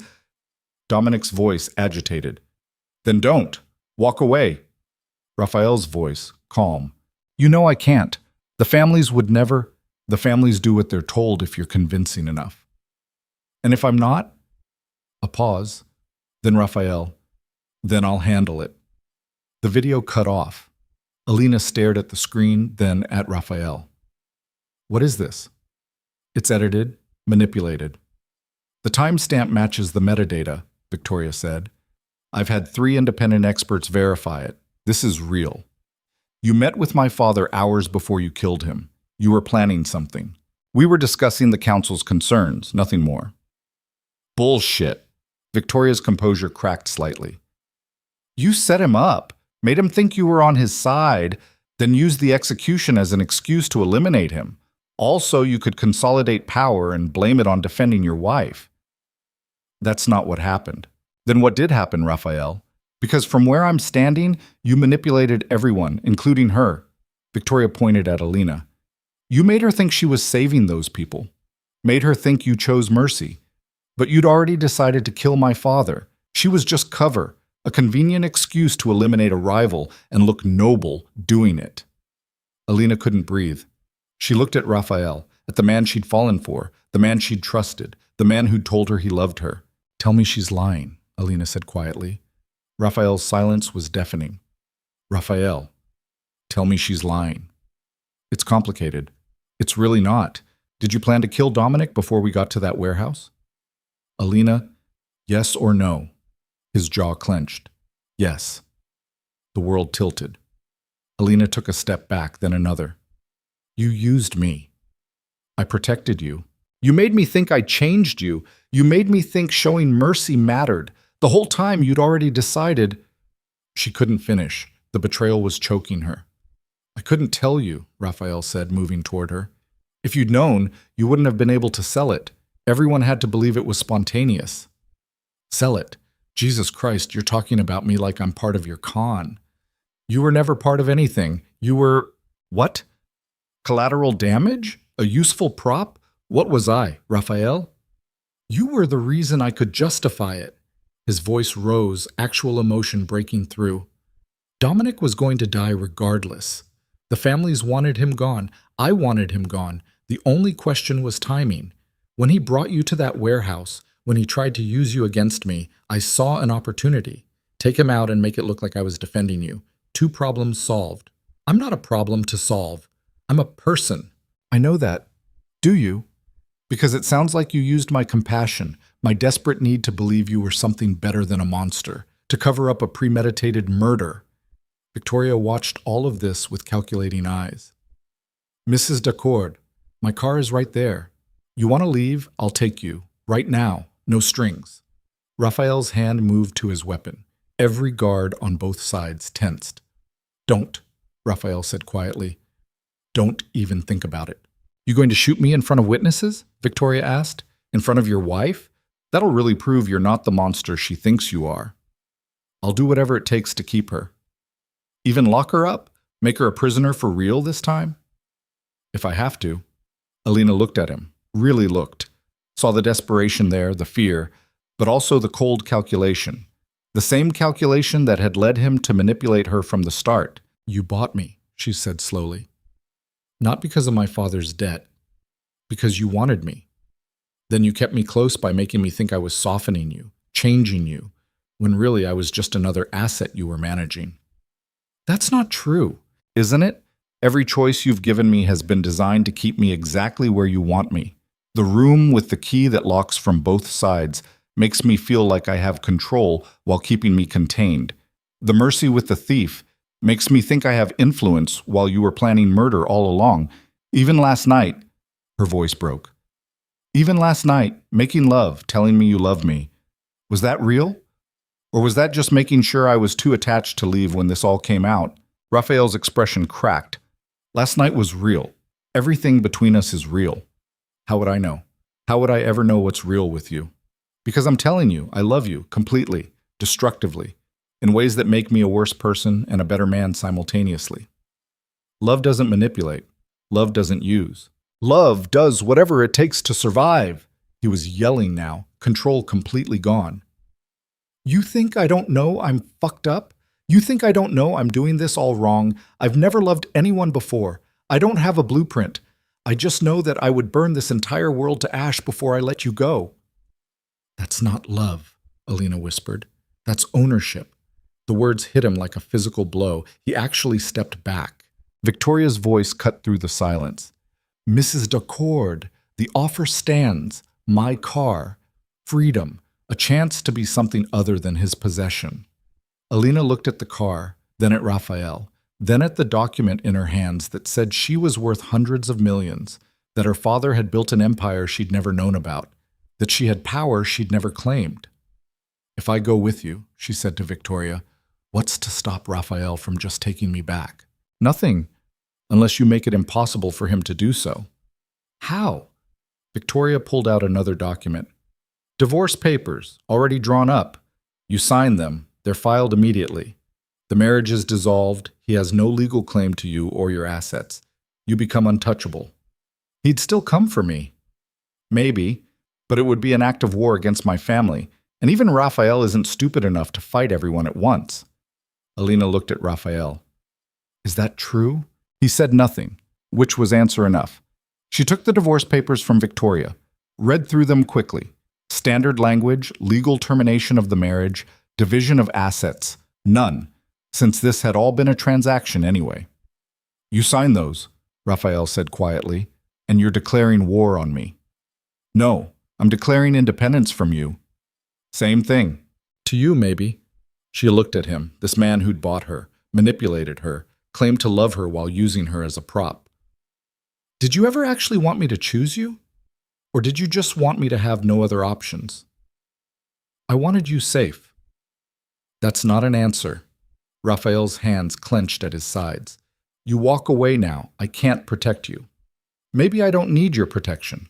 Maybe I need my own power. Alina, did my father actually owe you $50 million? Or was that a lie too? The question hung there. Raphael's silence was answer enough. Jesus, Alina breathed. It was all fake. The debt, the transaction, the whole thing. You just wanted me and you created a scenario where I had no choice but to come to you. I paid your father $50 million. The debt was real. For what? For you? No hesitation, brutal honesty. I paid him $50 million to let me marry you. He accepted. That made it a business transaction. That makes it human trafficking. I prefer to think of it as aggressive courting. The absurdity of it, the clinical way he described buying a human being, made something inside Alina snap. She laughed, high and sharp and broken. You're insane. You're actually insane. I'm in love with you. Those aren't mutually exclusive. She looked down at the divorce papers in her hand, then at Victoria. If I sign these, what happens? You come with me. We get you somewhere safe. We start the process of transferring your father's assets to your name. Then we figure out what you want to build. And Raphael? Becomes a problem we manage, together. Alina turned to Raphael one more time. Last chance. Tell me the truth. All of it. Why you really wanted me. What your actual plan was. No manipulation, no spin, just honesty. Raphael looked at her with something raw in his eyes. I saw you 3 years ago and became obsessed. I watched you, studied you, told myself it was just reconnaissance. When your father came to me desperate for money, I saw an opportunity. I paid him to let me marry you, fabricated the debt to make it look legitimate, then designed every aspect of your captivity to make you dependent on me while feeling like you had agency. The mercy with the thief, the shooting at the warehouse, every moment of vulnerability I showed you, calculated to make you feel like you were changing me when really I was just learning how to keep you. The clinical confession was somehow worse than a lie. But, he continued, voice rougher, somewhere in all that calculation, it stopped being an act. Somewhere between you challenging me and kissing me and making me want to be someone I'm not, I actually fell. For real. Completely. And now I don't know how to separate the manipulation from the truth, because they're so tangled up, I can't find the line anymore. Alina stared at him. That's the most honest and most horrifying thing anyone's ever said to me. I know. And you still think I'd stay? I think you love me despite knowing better. I think you feel the same thing I do, this impossible pull that doesn't make sense but won't go away. I think you're terrified and furious and heartbroken, but you're not indifferent. And indifference is the only thing I couldn't survive. He was right. God help her. He was right. Even now, knowing everything, she felt it. That pull, that connection, that devastating need. But she also felt something else. Anger, betrayal. And underneath it all, a spark of something new. Power. She looked down at the documents in her hands. Her father's will. The divorce papers. 2 pieces of paper that could change everything. Victoria, she said slowly, if I sign these divorce papers and claim my father's assets, what kind of power are we talking about? Enough to make you one of the major players in this world. Enough that people like Raphael would have to negotiate with you, not own you. And your family would support that? We'd prefer to partner with you rather than fight you, but yes, we'd support it. Alina's mind was racing. All her life she'd been powerless. Her father's daughter, then Raphael's wife, always someone's appendage, never her own person. But if what Victoria was saying was true, If her father had actually built something substantial, she could take it, she could claim it, she could become something other than a victim.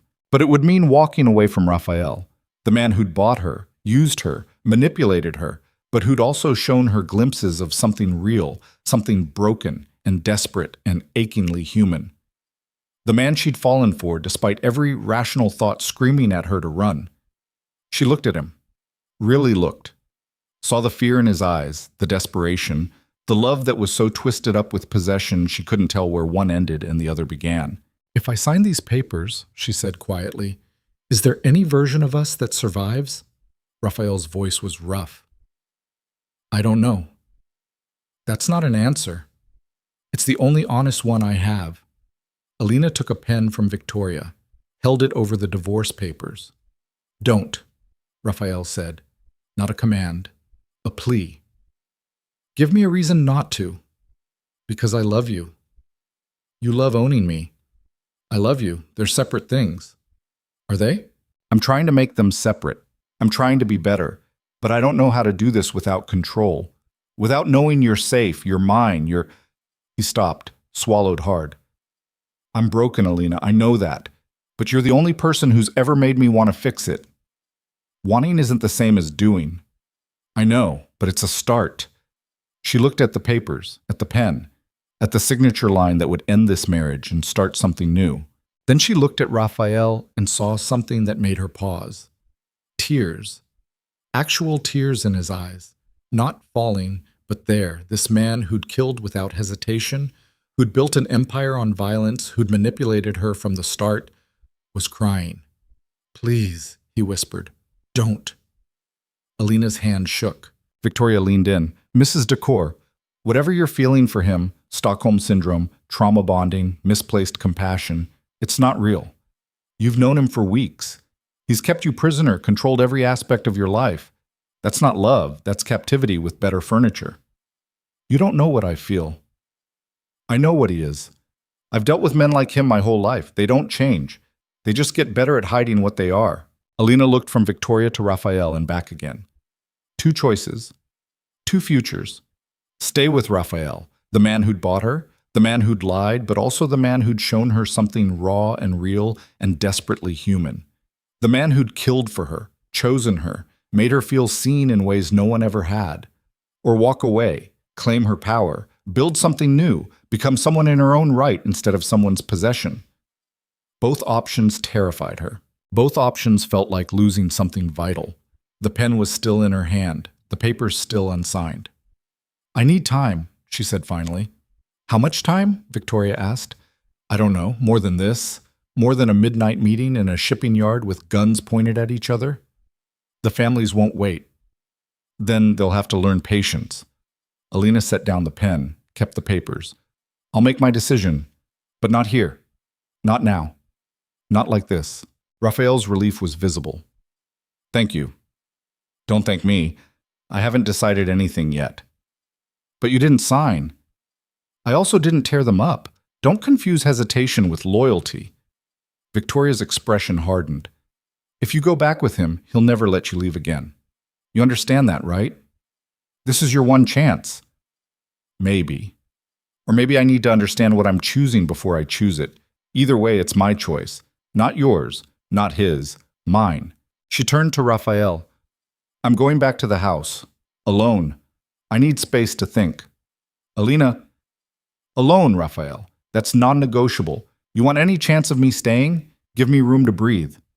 His jaw clenched. She could see him fighting every instinct. Finally, he nodded. "Okay." "Really?"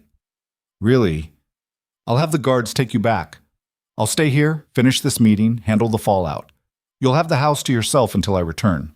It was such a small concession, a few hours alone. But from Raphael, it felt monumental. "Thank you," she said quietly. She walked back to the SUV, clutching the documents like lifelines. The guards opened the door for her. She climbed in, closed it, and for the first time since this nightmare began, she was alone with her thoughts. As the SUV pulled away, she looked back through the rear window. Raphael stood there watching her go, surrounded by armed men, lit by harsh security lights, looking more alone than she'd ever seen him. She turned away before the image could soften her resolve. The drive back was 40 minutes of silence. The guards didn't speak. The radio stayed off.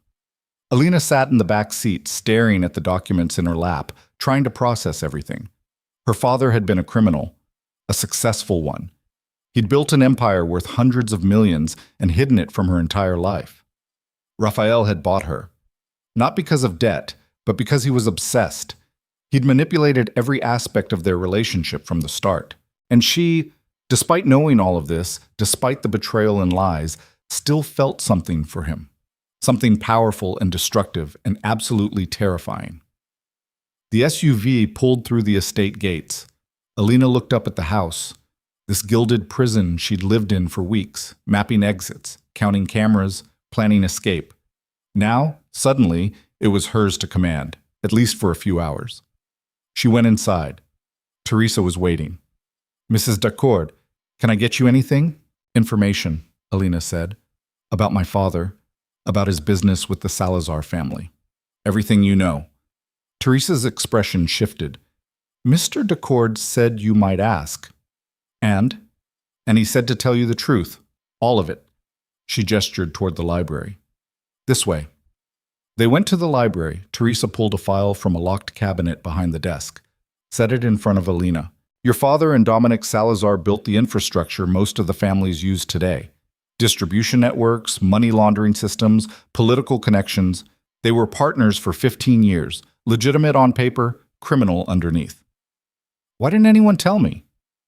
Your father wanted you kept separate, clean.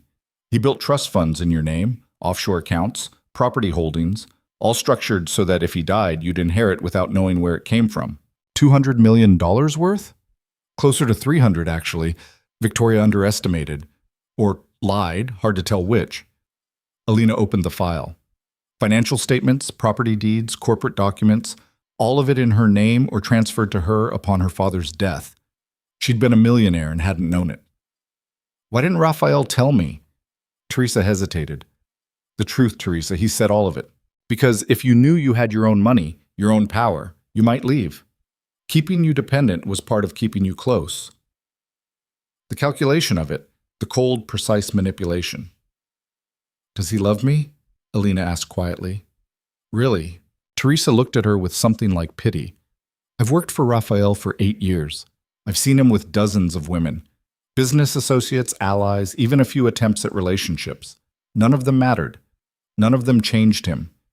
Then he brought you here, and suddenly he's questioning orders, showing mercy, breaking protocol. So yes, I think he loves you, but I also think he doesn't know the difference between love and obsession, and that's dangerous. For who, me or him? Both. Alina sat down heavily. She'd come into this house 3 weeks ago as a prisoner. Now she was sitting in the library of her captor, learning she was worth hundreds of millions, holding divorce papers in one hand and her father's legacy in the other. What would you do? She asked Teresa. If you were me? I'd run, far and fast. This world destroys everyone it touches. You're still here. I don't have anywhere else to go. You do. Alina looked at the documents spread across the desk, then at the divorce papers, then at the windows overlooking the grounds where guards patrolled, where cameras watched, where Raphael had built a fortress to keep her safe or keep her contained, or both. She picked up her phone, dialed. Victoria answered on the second ring. Mrs. Dacord, have you made a decision? I need you to send me everything, every document, every piece of evidence about my father's holdings. I want to know exactly what I'm looking at before I decide anything. Of course, I'll have it couriered over within the hour. And Victoria, if I do this, if I sign the papers and claim my assets, what's the first move? We dissolve the marriage, then we call a council meeting. You take your seat as Antonio Varelli's heir, you claim your territory, your partnerships, your voice, and you make it clear that you're not someone's wife. You're a power in your own right. And Raphael becomes a colleague or an enemy. His choice. Alina hung up, sat in the silence of the library, surrounded by books and secrets and impossible decisions. The door opened. She looked up, expecting Teresa. It was Raphael. He was covered in blood. Not his own, she realized as he stepped into the light. Someone else's. Splattered across his shirt, his hands, his face. He looked like he'd walked through a war zone.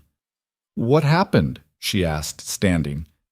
Victoria's peace offer was a lie. His voice was flat, emotionless. The meeting was a trap. "Soon as you left, her people opened fire. I lost 3 men getting out." "Oh, God." She never wanted peace. She wanted you isolated, vulnerable, and convinced I'm the monster. Then she'd take your assets, and eliminate me. Classic play. Alina's mind raced. The documents she showed me? Probably real. Your father did build an empire, but Victoria's not offering partnership. She's offering a cage that looks like freedom. How do I know you're telling the truth? Raphael pulled out his phone, tapped the screen, tossed it to her.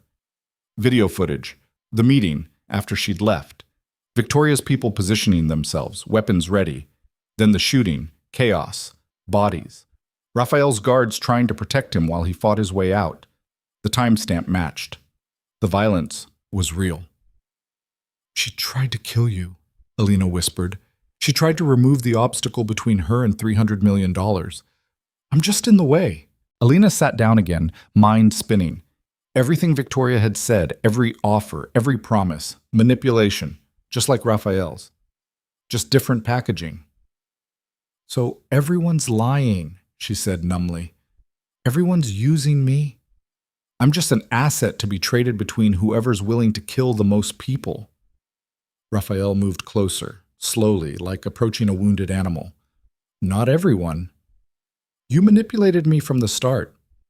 "Yes." "You bought me like property." "Yes." "You've lied to me about fundamental things." "Yes." "Then how are you different from her?" Raphael knelt in front of her, blood-stained and exhausted and brutally honest.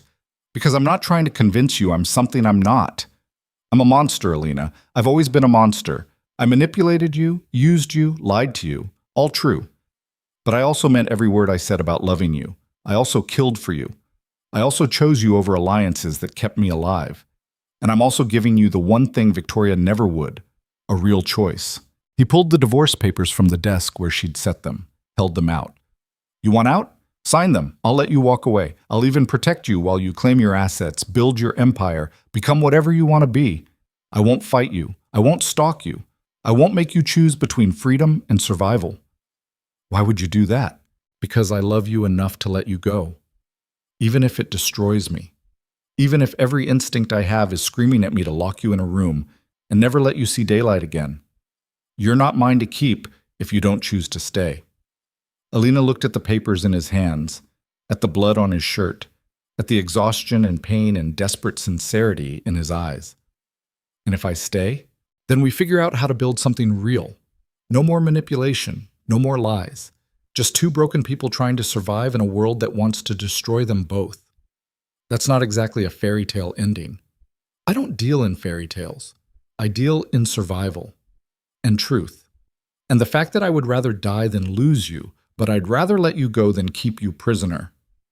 Alina took the papers from him, looked at them. The signature line stared back. One signature. That's all it would take. End this marriage, claim her freedom, walk away from the man who'd bought her. Or stay. Choose this. Choose him. Choose the monster who loved her and the chaos that came with it. Her hand trembled as she picked up the pen. Raphael watched, silent, not breathing. She pressed pen to paper, and then the windows exploded. Gunfire erupted from everywhere at once. The library windows shattered, spraying glass. Bullets tore through books, furniture, walls. Raphael threw himself over Alina, shielding her as the world dissolved into violence. She felt him jerk, once, twice, bullets finding flesh. Felt his blood hot on her skin. "Stay down," he shouted over the noise. More gunfire, return fire from Raphael's guards, explosions somewhere outside. The house was under siege. Raphael pulled her behind the desk, grabbed a weapon from somewhere, started firing back. Professional, precise, even bleeding. His shirt was torn, blood spreading. "How bad?" Alina shouted. "Not fatal. Yet." The gunfire intensified. Someone was screaming. The lights went out, plunging them into darkness lit only by muzzle flashes. Raphael's phone buzzed. He checked it one-handed while firing with the other. "Fuck," he breathed. What? Victoria didn't come alone. She brought the council, all of them. This isn't an assassination. It's a hostile takeover. Of what? Everything. Me, you, your assets. They're not here to negotiate. They're here to end this. Another explosion rocked the house. Closer this time. They were breaching the perimeter. Raphael grabbed Alina's face, making her look at him. Listen to me very carefully. There's a safe room, sub-basement, behind the wine cellar. Teresa knows the code. You get there, you lock yourself in, you don't come out until you hear my voice. Understand? I'm not leaving you. You don't have a choice. If they get you, this is over. Everything, your assets, your freedom, your life. They'll use you to control me, then kill us both. Then we run, together. I can't run. I'm hit too many times, but you can. You have to. Raphael. He kissed her, hard and desperate and final. I love you. Whatever happens, I need you to know that was real. Then he shoved her toward the door. Teresa, he shouted. Teresa appeared, weapon in hand, face grim. South stairwell is still clear. Get her to the safe room. Don't stop for anything. Wait. Alina reached for him. Raphael caught her hand, squeezed once. If I don't make it, don't. Don't you dare. If I don't make it, take everything. Your father's empire, my assets, all of it. Build something better than we did. Promise me. Tears were streaming down her face. Promise me you'll make it. I'll try. Another explosion. The ceiling cracked. Teresa grabbed Alina's arm. We have to go. Now. I love you, Alina said desperately. Raphael smiled, blood on his teeth. I know. Then Teresa was dragging her away, down hallways filling with smoke, past guards fighting and dying, deeper into the house. Alina looked back once and saw Raphael still firing, still fighting, covered in blood and surrounded by enemies. Then they turned a corner, and he was gone. Shit. The safe room was exactly what Raphael had described. Behind the wine cellar, hidden door, reinforced steel. Teresa punched in the code and shoved Alina inside. Lock it from the inside. Don't open it for anyone but Raphael or me. We'll use the code phrase, the debt is paid. Anything else, don't respond. Teresa, I need to go back. Help him. Just stay alive, okay? He's fought too hard to lose you now. Then she was gone. The door sealed with a hydraulic hiss. Alina was alone in the darkness. She fumbled for a light switch, found it. Fluorescent bulbs flickered to life, revealing a space maybe 10 by 12. Shelves with emergency supplies, medical kit, communications equipment, and monitors, security feeds from throughout the house. Alina moved to the screens, turning them on. The house was a war zone, guards fighting in every corridor, bodies, blood, smoke. She found Raphael on one of the feeds, third-floor hallway, back against a wall, firing with one hand while the other hung useless at his side. There were at least 8 hostiles advancing on his position. He was going to die. She was watching the man she loved die in real time, and there was nothing she could do. Her hand found the divorce papers, somehow still clutched in her grip. Crumpled now, stained with Raphael's blood. One signature. That's all it had taken to end this marriage. She'd been about to sign them when the windows exploded. She'd been about to choose freedom. Now, watching Raphael fight for his life, watching him bleed and struggle and refuse to go down, she realized something. She didn't want freedom from him. She wanted freedom with him. She wanted to build something together, not apart. Wanted to take her father's empire and Raphael's resources and create something that wasn't built on violence and manipulation and lies. But first, Raphael had to survive. And he wasn't going to. Not alone. Alina looked at the monitors, studied the layout. The hostiles were focused on Raphael, pushing toward his position. They weren't watching the stairwells, weren't covering their rear. She opened the medical kit, found bandages, adrenaline shots, painkillers, found a weapon, small caliber, maybe 8 rounds. Not much, but enough. She moved to the door, her hand on the keypad. Teresa had told her to stay. Raphael had ordered her to hide. But she'd spent her whole life following orders, being protected, being kept safe in cages of varying luxury. Maybe it was time to make her own choice. She punched in the code. The door hissed open. Alina stepped out into the war zone, weapon in hand, moving toward the stairs, toward Raphael, toward a future that was hers to claim or die trying. Behind her, on one of the monitors, the divorce papers lay abandoned on the floor of the safe room. Unsigned. She was done running. It was time to fight. The stairwell was dark, filled with smoke that burned Alina's throat with each breath. She moved up the stairs, weapon held in both hands the way she'd seen Raphael's guards do it, finger off the trigger until she had a target. Her heart was slamming against her ribs so hard she thought it might break through. Above her, gunfire echoed. Closer now. She could hear voices shouting orders, footsteps running, the wet sound of bodies hitting floors. She reached the third-floor landing and pressed herself against the wall, peering around the corner. The hallway was carnage. 4 bodies, Raphael's guards, she realized with a sick lurch, sprawled across the floor. Blood pooled under them, still spreading. The attackers had pushed through here, leaving the dead behind. Alina stepped over the bodies, trying not to look at their faces, failing. She recognized one, Marco, who'd driven her to the meeting tonight. His eyes were still open, staring at nothing. She forced herself to keep moving. The gunfire was coming from the east wing, Raphael's office. They'd cornered him there, cutting off his escape routes, hemming him in. Classic tactical approach.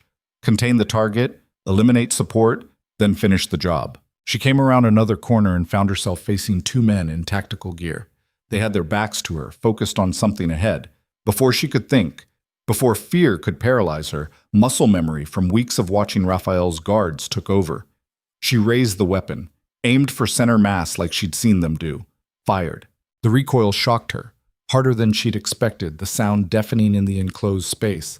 Her first shot went wide, punching into the wall, but the second caught one of the men in the shoulder, spinning him around. His partner turned, weapon coming up. Alina fired again. 3 shots, fast and panicked. 1 missed. 1 hit his vest. The third caught him in the throat. He went down choking, clutching at the wound, blood pumping between his fingers. The first man was struggling to raise his weapon with his good arm. Alina shot him twice more. He dropped. She stood there, shaking, staring at what she'd done. 2 men. She'd killed 2 men. The reality of it tried to crash over her, the weight, the horror, the irreversible nature of those triggers' pulls. But she couldn't afford to process it. Not yet. Not while Raphael was dying somewhere ahead. She stepped over the bodies and kept moving. Raphael's office door was ahead, partially open, bullet holes punched through the wood. She could hear movement inside, low voices, someone giving orders. Bleeding out. Just wait. He's got maybe 5 minutes. Victoria wants confirmation. Put one in his head. He's still armed. You go first. Fuck you. You go. Alina's breath caught. They were waiting for Raphael to die, playing it safe rather than risk another assault. She looked at her weapon. 3 rounds left, maybe 4. Not enough to take on multiple hostiles in a direct fight. But she didn't need to win. She just needed to give Raphael an opening. She pulled the fire alarm. The sound was immediate and ear-splitting, shrieking through the hallway, disorienting everyone. The voices inside the office shouted in confusion. She used the chaos to move, slipping through the door low and fast. The office was destroyed. Furniture overturned, windows blown out, bullet holes everywhere. 3 men in tactical gear were positioned around the room, weapons trained on Raphael's last position, behind his overturned desk. Raphael was there, slumped against the desk, weapon loose in his grip, blood soaking through his shirt in too many places. His eyes were closed. He looked dead. The alarm kept screaming. One of the tacticals shouted over the noise, "Kill the alarm!" Another moved towards the wall panel. Alina shot him in the back. The other 2 spun toward her, weapons coming up. She dove behind a filing cabinet as bullets tore into it, shredding metal, punching through. She felt heat as one passed close enough to singe her hair. Return fire came from Raphael's position. His eyes were open. He was moving, injured and slow, but moving, firing with brutal precision. One tactical went down with a shot to the head. The third tried to return fire at both targets, caught between 2 threats. Raphael shot him twice. He dropped. Silence except for the fire alarm still wailing. Alina stood on shaking legs. Raphael was looking at her, expression somewhere between shock and fury, and something else she couldn't name. "What the fuck are you doing here?" he shouted over the alarm. "Saving your life, apparently." "I told you to stay in the safe room." "Yeah, well, I'm bad at following orders." She moved to him, dropping to her knees, assessing the damage.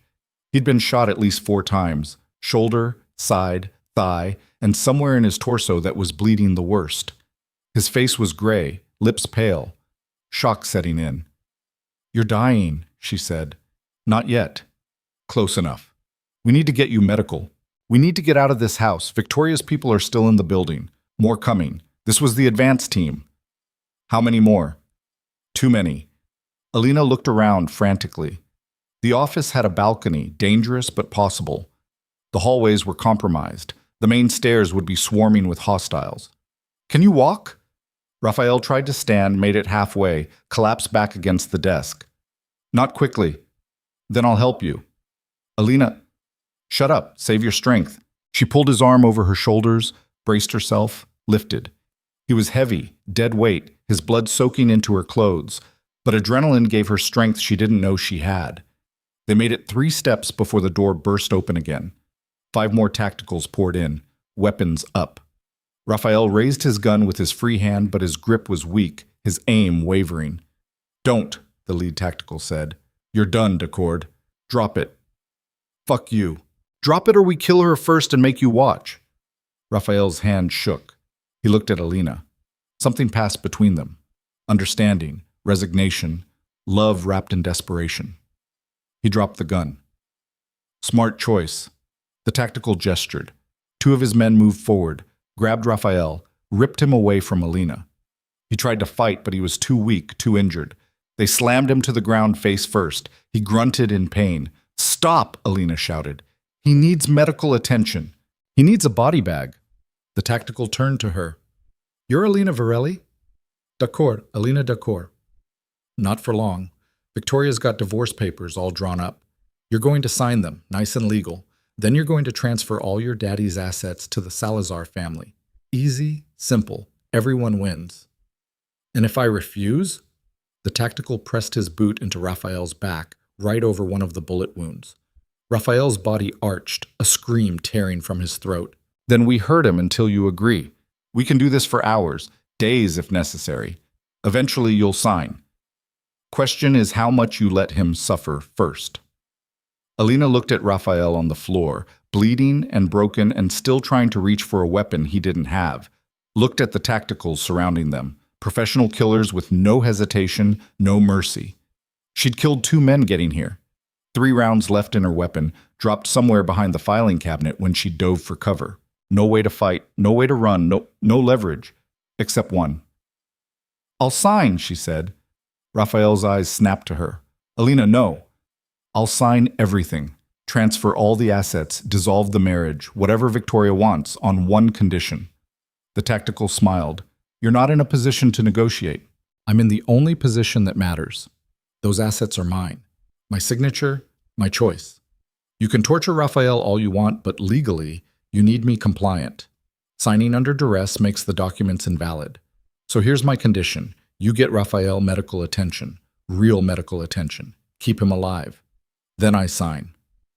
"We could just force your hand, literally. Try it. See how steady your signature looks with broken fingers. See how well that holds up in court when the families contest it. Because they will. You think Victoria's the only one who wants $300 million in assets?" The tactical's smile faded. He was considering it, weighing options. "Let me talk to Victoria," he said finally. He pulled out a phone, stepped away. Low conversation, too quiet to hear over the still shrieking fire alarm. One of the other tacticals finally shot out the alarm panel. Blessed silence fell. Raphael was breathing hard, each breath wet and labored. "Don't do this," he whispered. "I'm saving your life." "You're signing it away. Everything your father built, everything that gives you power." "I don't care about power. I care about you not dying on this floor."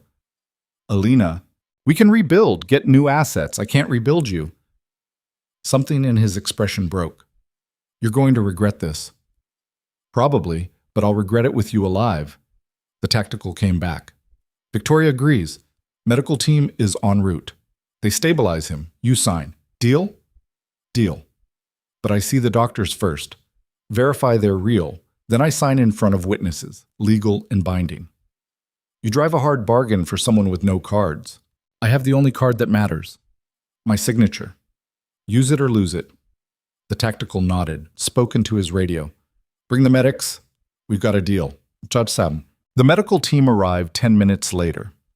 Real doctors, Alina verified by checking credentials, asking questions, watching them work.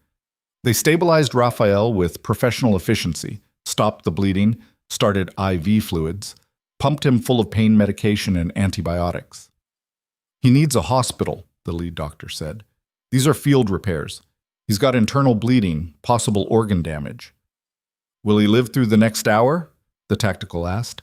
Probably. After that, no guarantees. Good enough. They loaded Raphael onto a stretcher. He was barely conscious, eyes unfocused, mumbling something Alina couldn't understand. She gripped his hand as they wheeled him out. Where are you taking him? Secure location. You'll see him after you sign. That wasn't the deal. Deals changed. You sign first, then you get your reunion. The tactical smiled. Insurance, Mrs. Decor. Can't have you changing your mind once he's safe. Alina wanted to scream, to fight, to shoot every one of these bastards. But Raphael's blood was still wet on her clothes, his life hanging by threads, and she had no leverage left. Fine. Let's get this over with. They took her to Raphael's office, or what was left of it.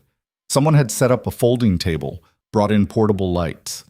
Victoria Salazar sat there waiting, looking immaculate despite the firefight that had torn through the house. She had the documents ready, multiple copies, witnesses standing by. Mrs. Decor, she said pleasantly, so glad we could come to an arrangement. Where's Raphael? Being treated, as promised. Now shall we? She pushed the documents forward. Divorce papers first. Sign here, here, and here. Then the asset transfers. It's quite a lot of paperwork, I'm afraid. Your father was very thorough. Alina sat down, picked up the pen, looked at the divorce papers, the same ones she'd been holding when the windows exploded, now reprinted, clean and official. She thought about Raphael's face when he'd offered to let her go. Thought about his blood on her hands, his body broken trying to protect her. Thought about the future she was signing away. Then she thought about him dying alone in some secure location while she fought over papers. She signed the divorce papers. Victoria witnessed them, smiling. Excellent. Now the assets. The asset transfers were more complex. Shell companies, offshore accounts, property holdings. Each one required her signature, her explicit consent to transfer ownership from Virelli Holdings to Salazar Enterprises. $300 million gone with ink on paper. She was halfway through when the lights went out. Not just in the office. The entire house plunged into darkness. Emergency lighting didn't kick in. Someone had killed the backup generators. Gunfire erupted from somewhere below, different rhythm than before, slower, more controlled, professional. Victoria stood up fast. What the hell? We're under attack, someone shouted from the hallway. By who? Decord's people are dead. Not Decord's people. The voice cut off in a wet gurgle. More gunfire. Closer. The tacticals in the office moved to defensive positions, weapons ready. Victoria grabbed Alina's arm. Keep signing. In the dark? There's a flashlight. The window behind them shattered. Not from bullets this time, from a person crashing through it. The figure rolled, came up firing. 2 tacticals went down before anyone could react. The third returned fire, but the shooter was faster, more precise. 3 seconds. 3 bodies. The shooter stood, and in the ambient light from the burning sections of the house, Alina recognized her. Teresa. Mrs. Decor, Teresa said calmly, gun still raised. We're leaving. Victoria had pulled her own weapon, had it pressed against Alina's head. She's not going anywhere. Then I shoot you and take her anyway. You shoot me, my finger twitches, she dies. Teresa's aim didn't waver. Your call, Ms. Salazar, but understand, you're surrounded. Raphael's not dead. He's very much alive and very angry, and he's brought friends. As if on cue, explosions rocked the house. Systematic, controlled. Breaching charges taking out strategic points. More gunfire from every direction. That's impossible, Victoria said. We had him. You had a man bleeding out who let you think he was more injured than he was. While you were busy negotiating with Mrs. Decor, he was coordinating a counterattack. The medical team? His people. The secure location? His rally point. You played right into it. Alina's heart was pounding. Raphael's alive. Very. And he says to tell you, debt's paid. Come home. The code phrase. The one that meant it was really Teresa. Really safe. Victoria's grip tightened. She signed the papers. The assets are transferred. Under duress. Invalid. Any lawyer would tear those apart. Teresa took a step forward. Last chance, Miss Salazar. Let her go. We let you live. Keep her. And Raphael comes through that door, and you don't want that. He's injured. He's motivated. There's a difference. Footsteps in the hallway. Heavy, purposeful. Multiple people approaching. Victoria's gun shook slightly. Alina could feel the barrel against her temple, cold and lethal. One wrong move, and this ended badly. The door opened. Raphael stood there, supported by 2 guards, but standing conscious, armed.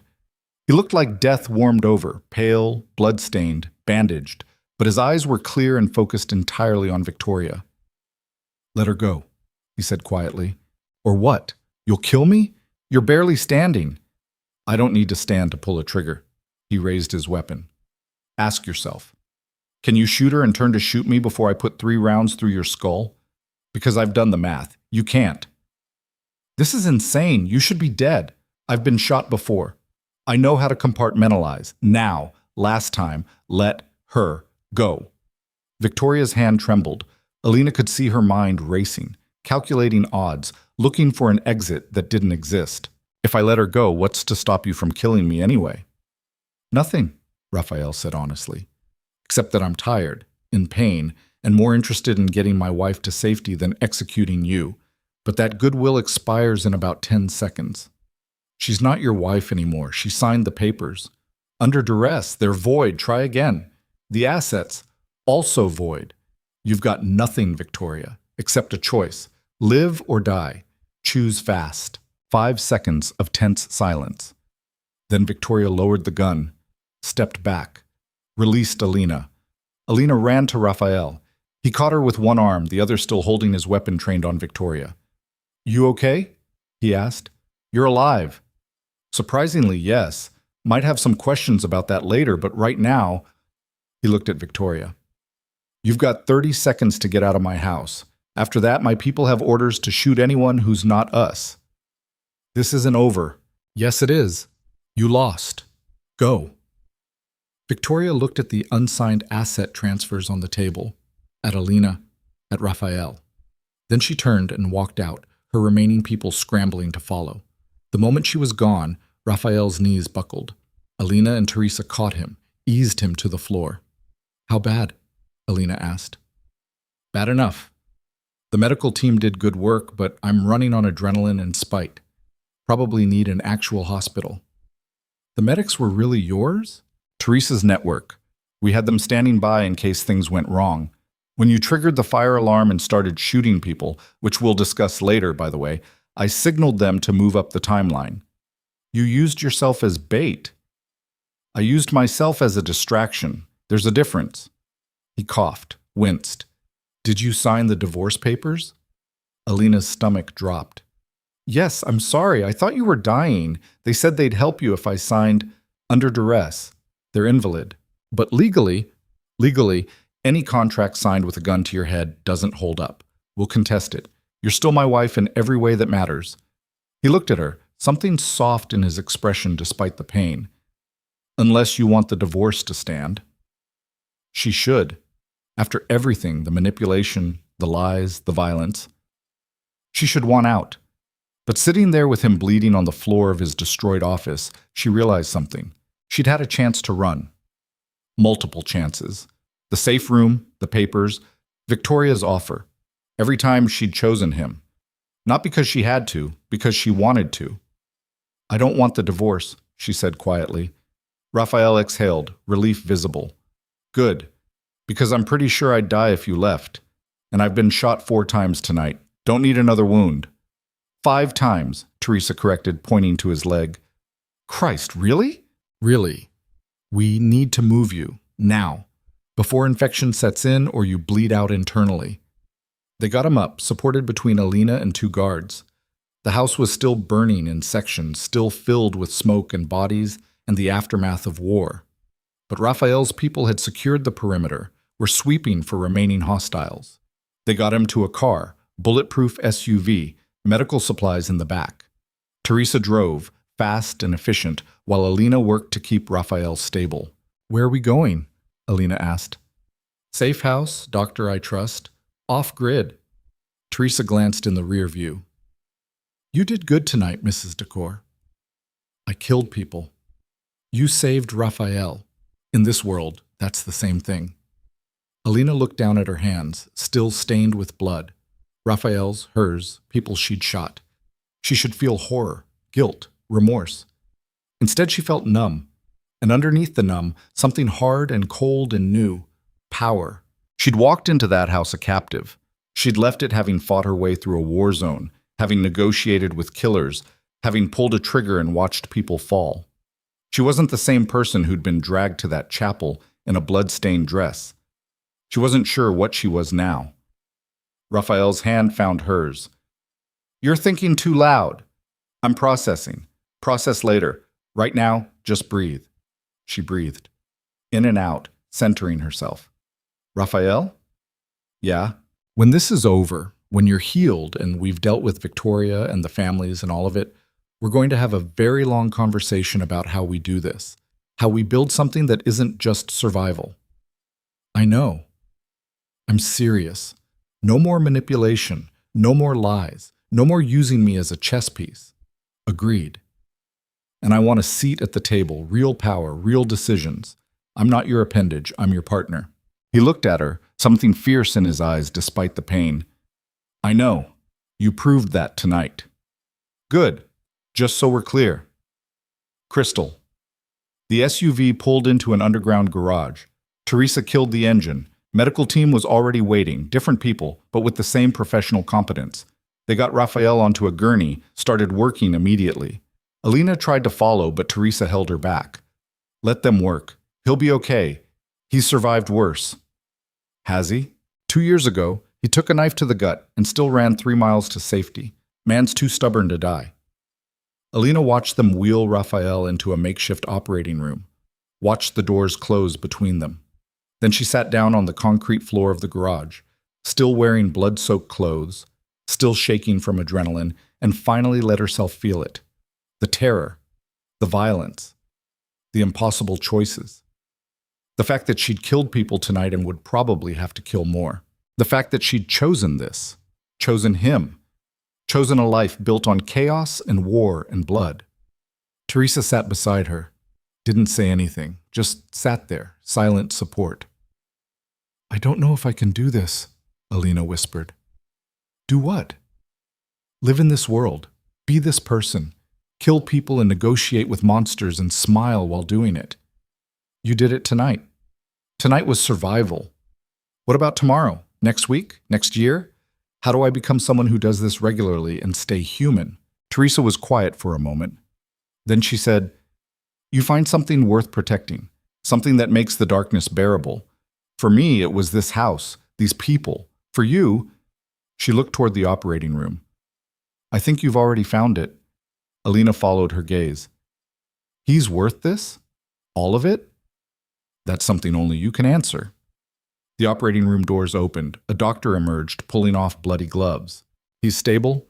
Repairs went well. He'll need time to recover, but he should make it."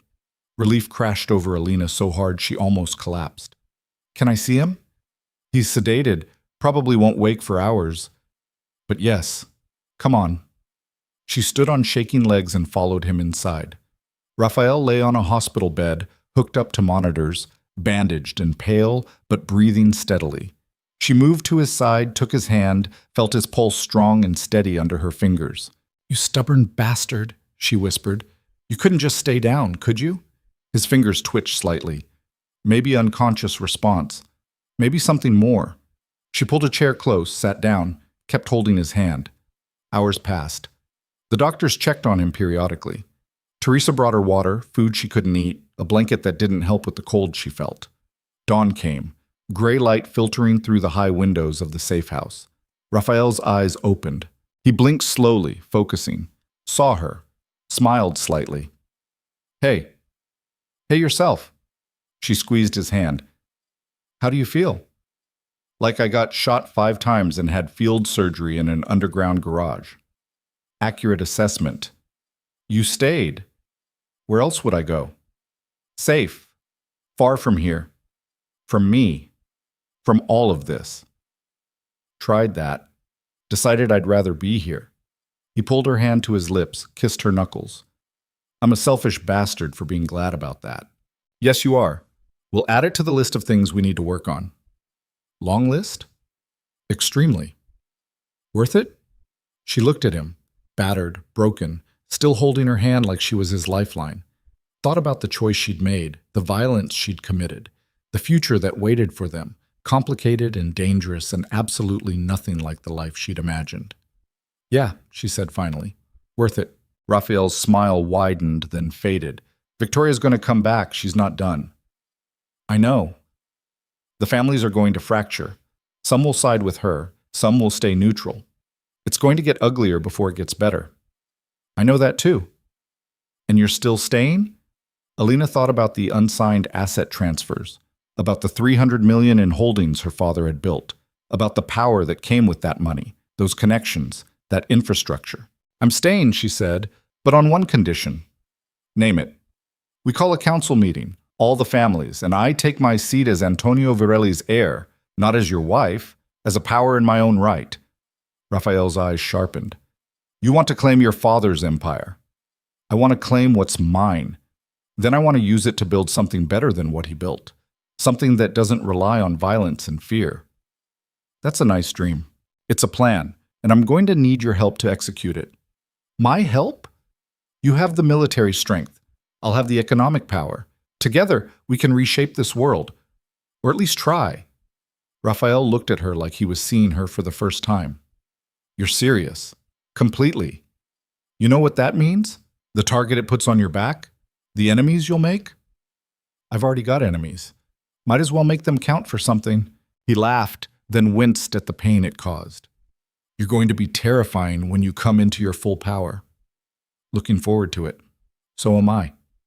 He pulled her down gently, kissed her, soft and careful, mindful of injuries. When they broke apart, he said, partners then, in everything. Partners. No more manipulation. No more lies. Full transparency. Complete honesty. Even when it hurts? Especially then. Raphael nodded. Okay. So in the spirit of honesty, Victoria's not going to accept this. She's going to fight. Hard. And it's going to get people killed. I know. Some of those people might be people you care about. People in this house. Teresa. The guards. Me. I know that too. And you're still willing to do this? Alina thought about it. Really thought about it. What she was signing up for. The violence, the danger, the constant threat. The person she'd have to become to survive. Then she thought about the alternative. Running, hiding, spending her life looking over her shoulder, knowing she'd abandoned the one person who'd ever made her feel alive. I'm willing, she said. Why? Because for the first time in my life, I'm choosing my own path. Not following someone else's plan, not being someone's pawn. I'm choosing this, choosing you, choosing to fight, and that's worth any price. Raphael looked at her with something like awe. I don't deserve you. Probably not. But you're stuck with me anyway. Best thing that ever happened to me. Getting shot 5 times. Meeting you. She kissed him again, longer this time, deeper, pouring everything into it. The fear, the relief, the desperate love that had grown despite every logical reason to run. When they broke apart, she rested her forehead against his. So what now? She asked. Now we recover. Then we plan. Then we go to war. Just another Tuesday in our world. Our world. I like the sound of that. The doctor came in, started checking monitors. Mr. Decord, you need rest. Mrs. Decord, you should sleep too. You've been up for... He checked his watch. 36 hours. Alina looked at Raphael. Will you be okay? I'm not going anywhere. Go, sleep.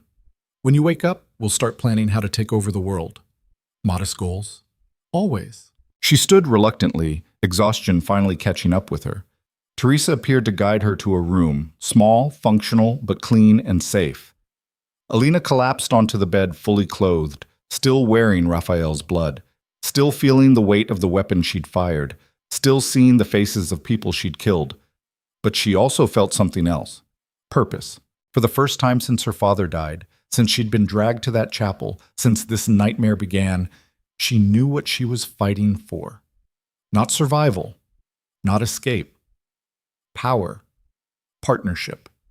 A future she'd build with her own hands, stained as they were.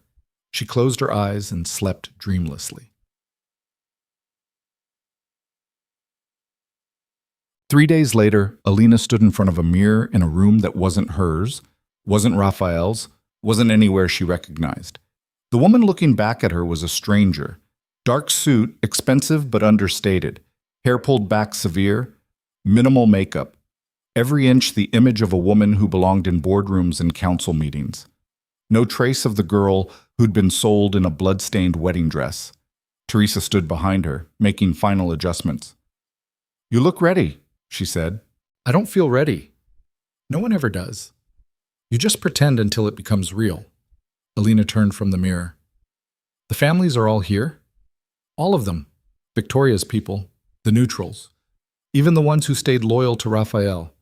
Everyone wants to see what Antonio Varelli's daughter does next. No pressure. Mountains of it." Teresa's expression softened slightly. "You don't have to do this. Raphael would understand if you changed your mind." "Would he?" "No, but he'd pretend to." That surprised a laugh from Alina. "Honesty. I appreciate it. You asked for it. Can't take it back now."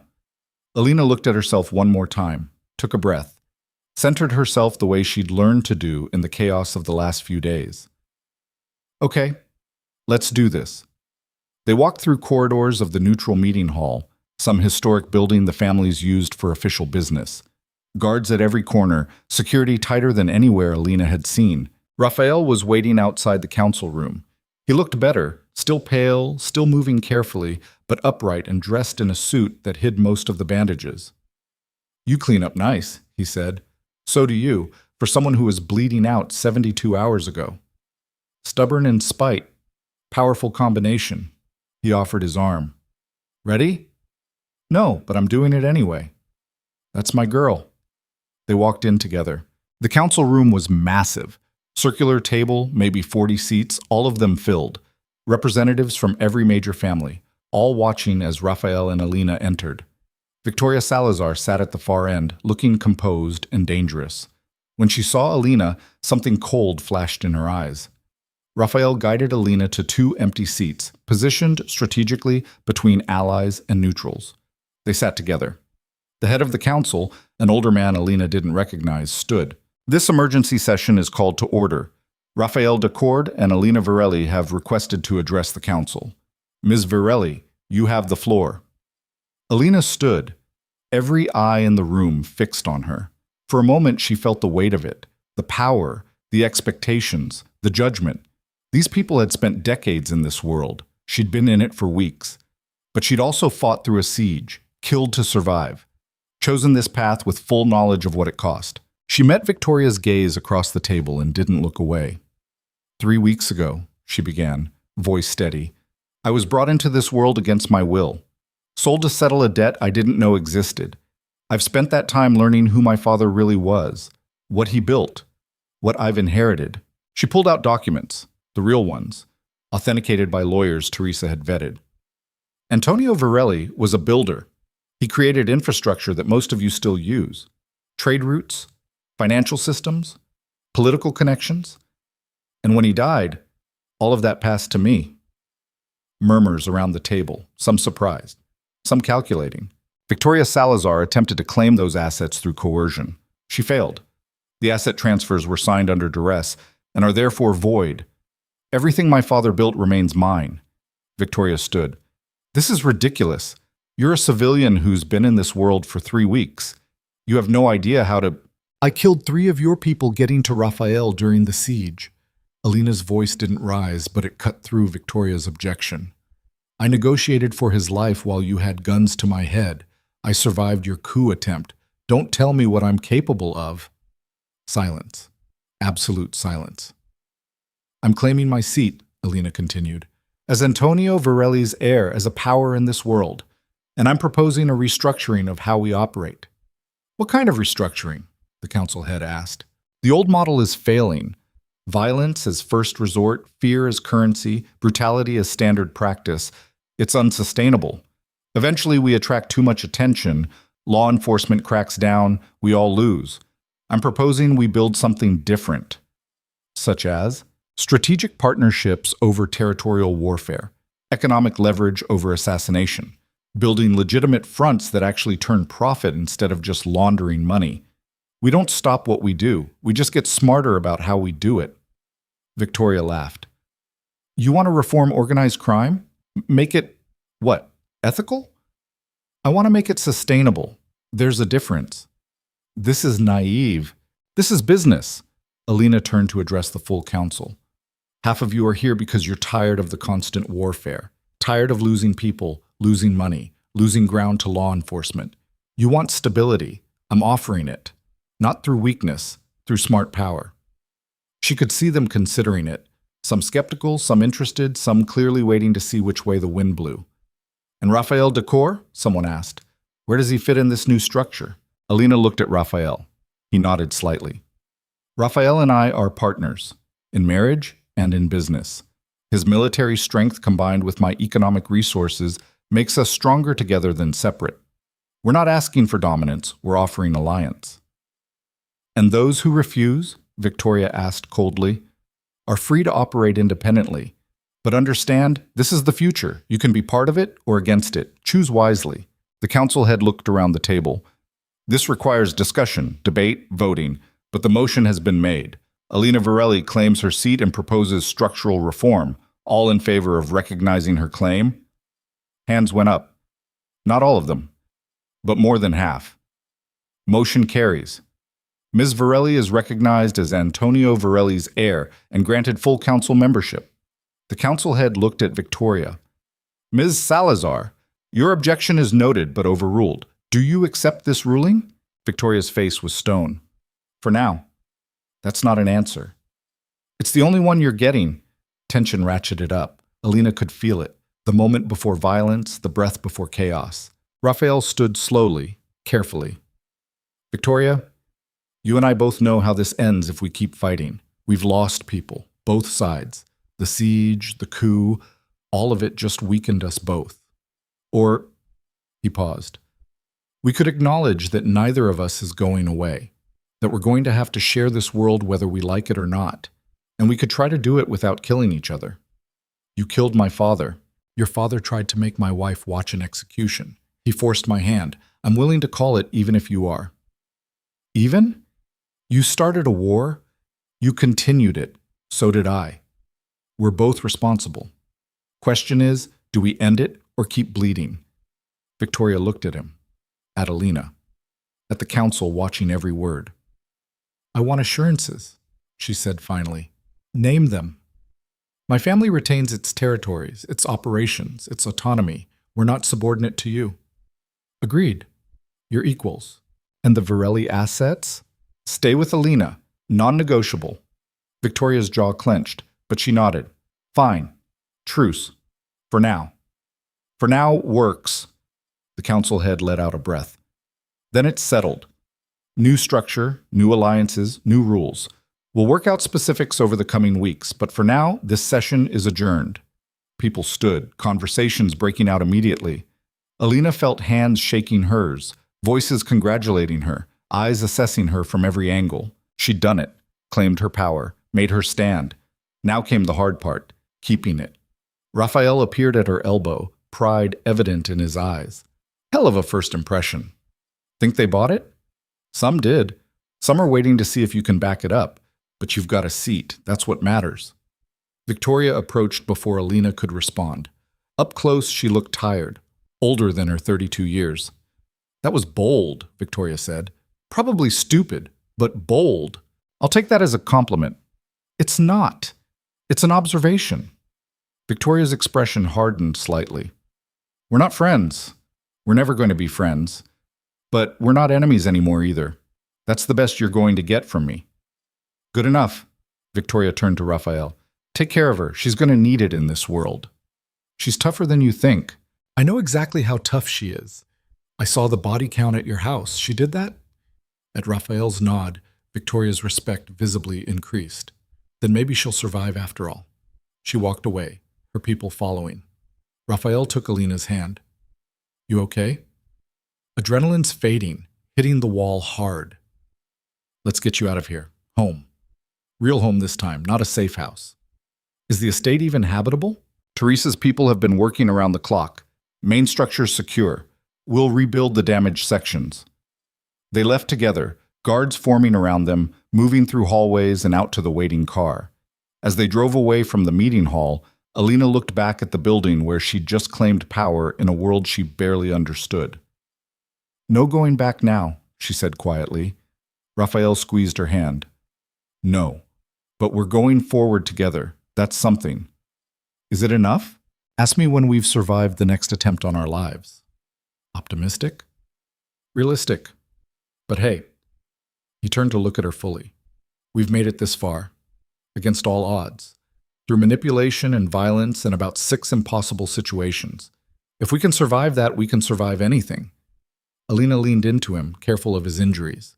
"You really believe that?"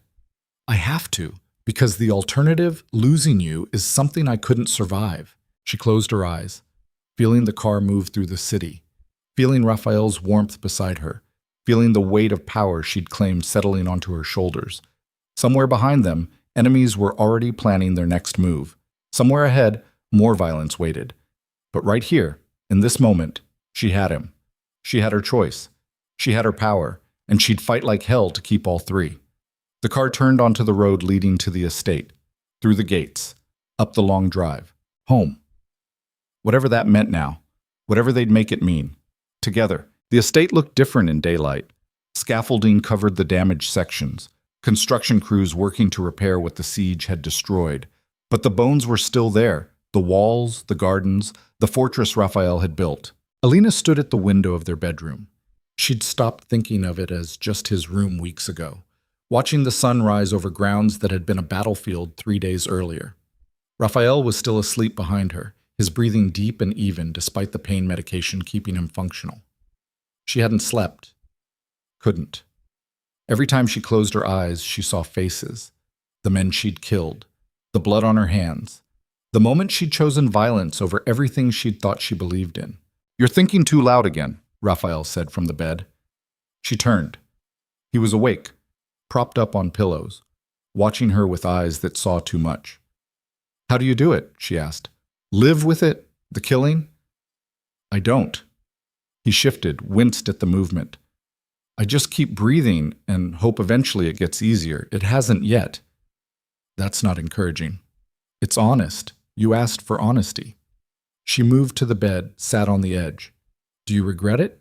Any of it?" "Which part?" "Buying you. Manipulating you. Falling for you. Starting a war to keep you." "All of it."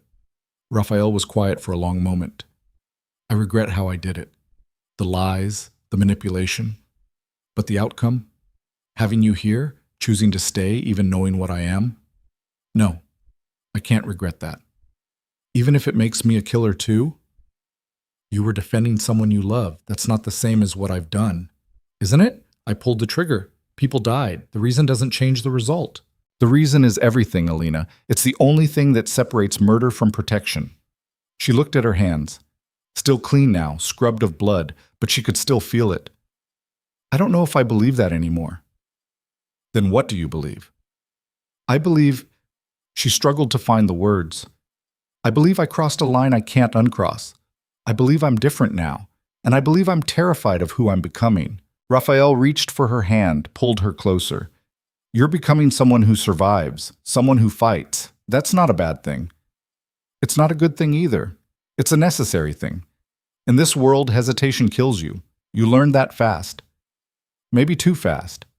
Or maybe you're stronger than you thought." Alina leaned against him carefully, mindful of his injuries. "What happens now?" "The council accepted my claim, but Victoria's not going to let this go. Neither are the others who wanted my father's assets. Now we consolidate, make alliances, show strength, prove you're not just a civilian playing dress-up. And how do I prove that? You already did.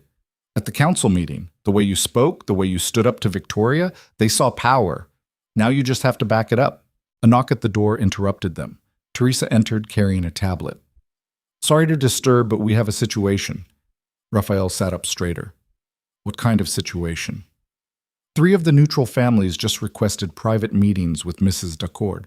Specifically her, not you. They want to discuss partnerships. Alina blinked. Partnerships for what? Your restructuring proposal. They're interested. They want details, terms, proof you can deliver. Raphael looked at Alina with something like pride. See? Already proving yourself. Or walking into a trap. Possibly both. Teresa set down the tablet.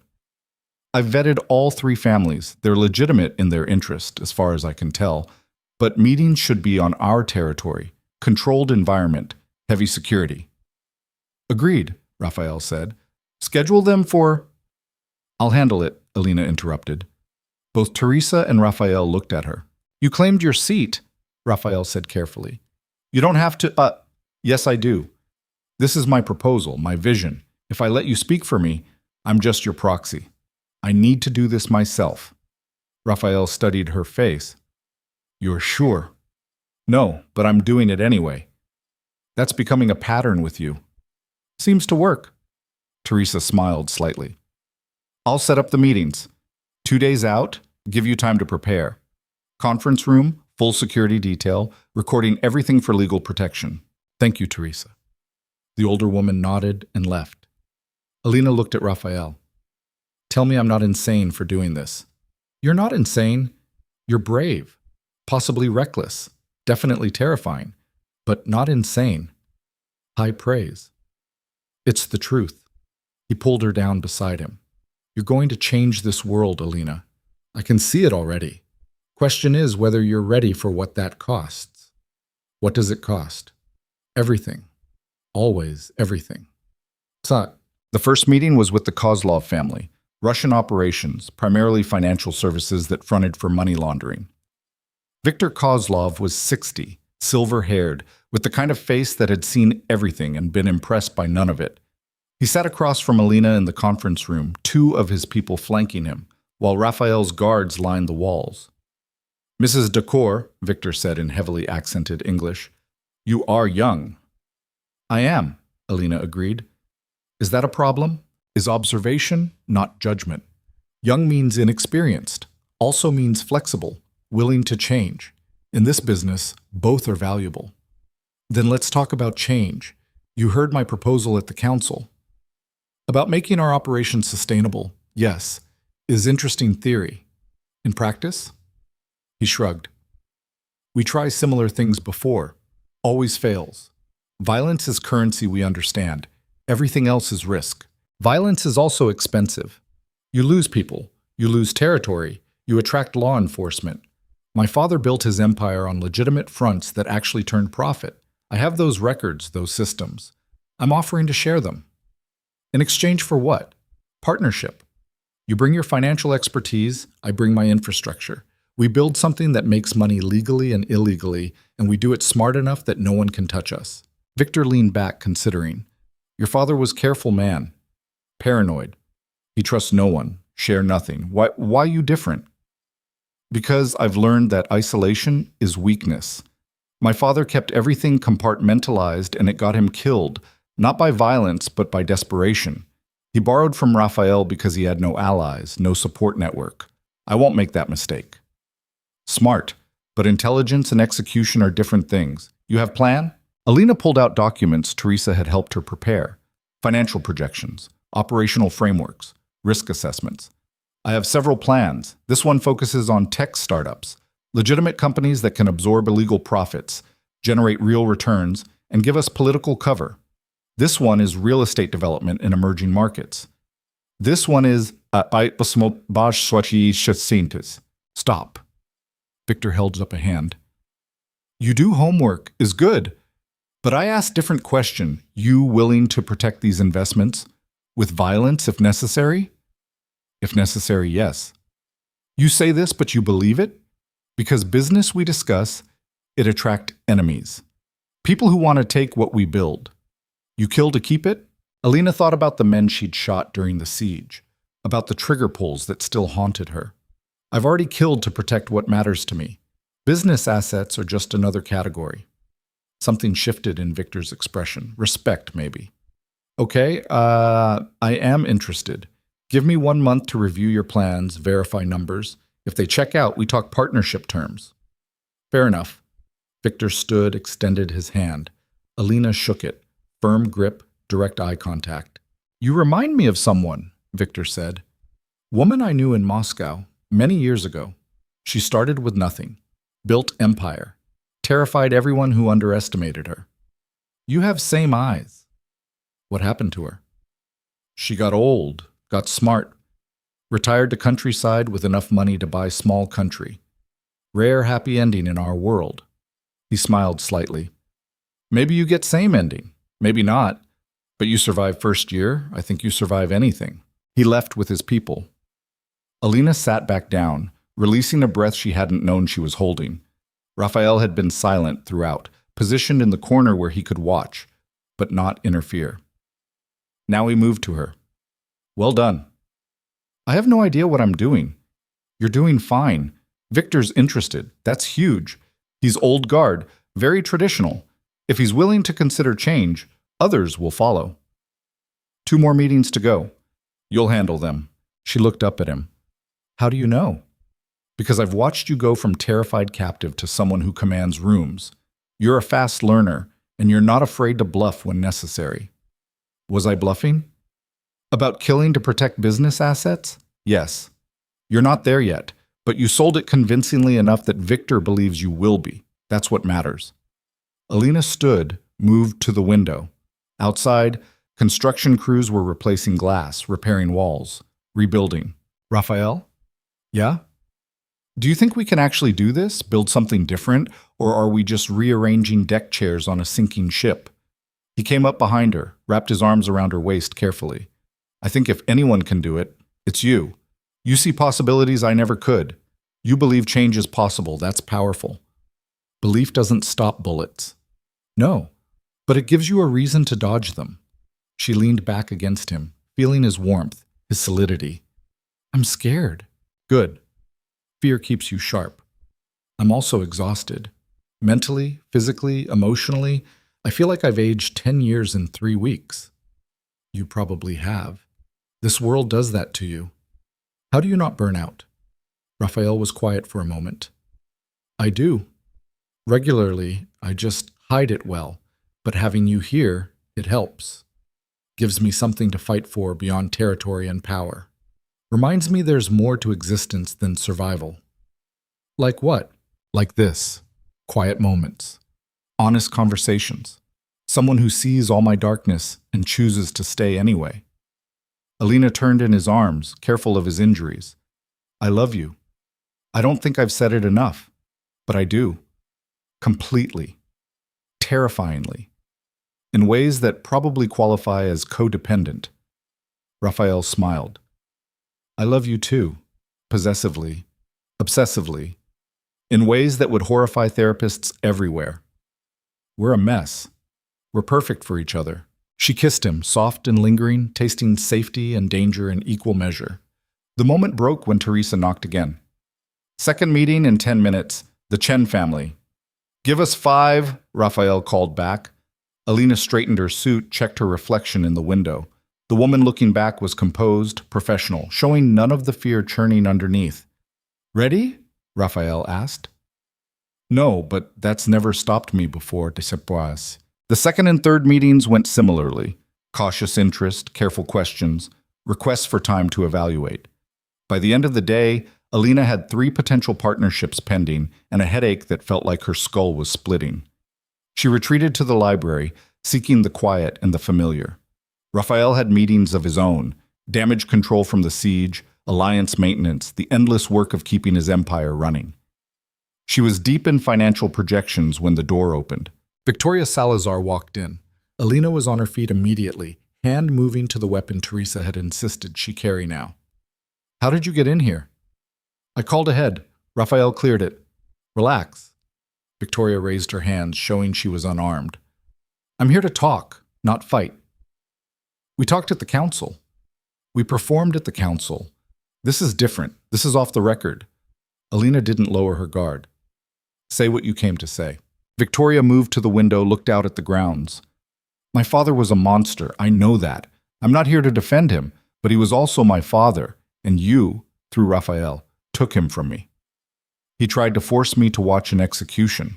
I know. I read the reports, watched the footage. Victoria turned to face her. I'm not saying you're wrong. I'm saying it still hurts. And I wanted you to know that. To understand that this truce, this peace, it's not because I forgive you. It's because continuing the war hurts worse than swallowing my pride. Alina studied her. Why tell me this? Because you're new to this world. You still think in terms of right and wrong, good and evil. But most of us are just trying to survive while minimizing the body count. My father crossed lines. Raphael crossed lines. You're going to cross lines. Understanding that now before you're too deep to turn back, that's a gift. Doesn't feel like a gift. It's not supposed to feel good. It's supposed to be true. Victoria moved toward the door, then paused. One more thing. Your restructuring proposal?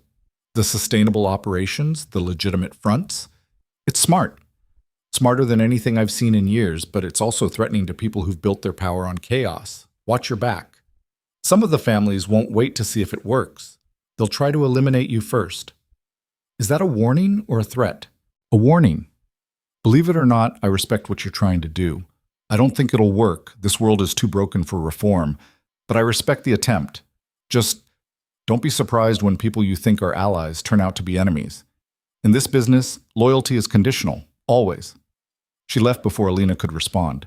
Alina stood there processing the conversation, feeling the weight of it settle on her shoulders. Victoria was right about one thing. She was new to this world, still learning its rules, its rhythms, its ruthless pragmatism, but she was also right about something else. Lines would be crossed, were already being crossed. The question was how many until she became indistinguishable from the monsters she was trying to reform. Raphael found her there an hour later, still standing by the window, lost in thought. Teresa said Victoria was here. She was. Came to warn me, I think, or maybe threaten me. Hard to tell the difference. What did she say? Alina repeated the conversation. Raphael listened, expression darkening. She's right, he said finally. About people coming for you. About loyalty being conditional. This world doesn't reward idealism. Then why let me try? Because you might succeed where everyone else failed. Because you're stubborn enough to push through when it gets hard. Because... He moved to her, tilted her chin up. Because watching you try to build something better makes me want to be someone worthy of that vision. You're already worthy. I'm really not. But I'm trying, for you. She kissed him, putting everything into it. The fear, the hope, the desperate need to believe they could actually pull this off. When they broke apart, Raphael said, I have something for you. He pulled a small box from his pocket. Not the key to her room this time, something else. Inside was a ring. Simple platinum band, no stones, just clean lines and weight. I know we're already married, Raphael said. Legally, transactionally, all of it. But that was me buying you. This is me asking, will you marry me again? For real this time. No debts? No contracts? Just choice. Alina stared at the ring. Raphael, you don't have to answer now. Take your time. Think about it. But I wanted you to know everything we've built, everything we're trying to build, I want it to be because we both chose it, not because I forced your hand. She took the ring from the box, held it up to the light. It caught the sunset coming through the windows, glinting gold and silver simultaneously. Yes, she said. Yes? Yes, I'll marry you again. For real. By choice.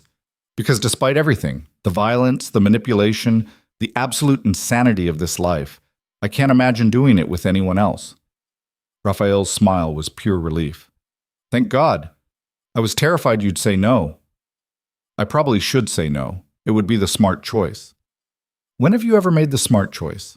Fair point. He slid the ring onto her finger. It fit perfectly. Of course it did. He'd probably had her measurements from that first blood-stained wedding dress. When? She asked. Whenever you want. Next week, next month, next year. Your timeline. Small ceremony? Or large? Your choice.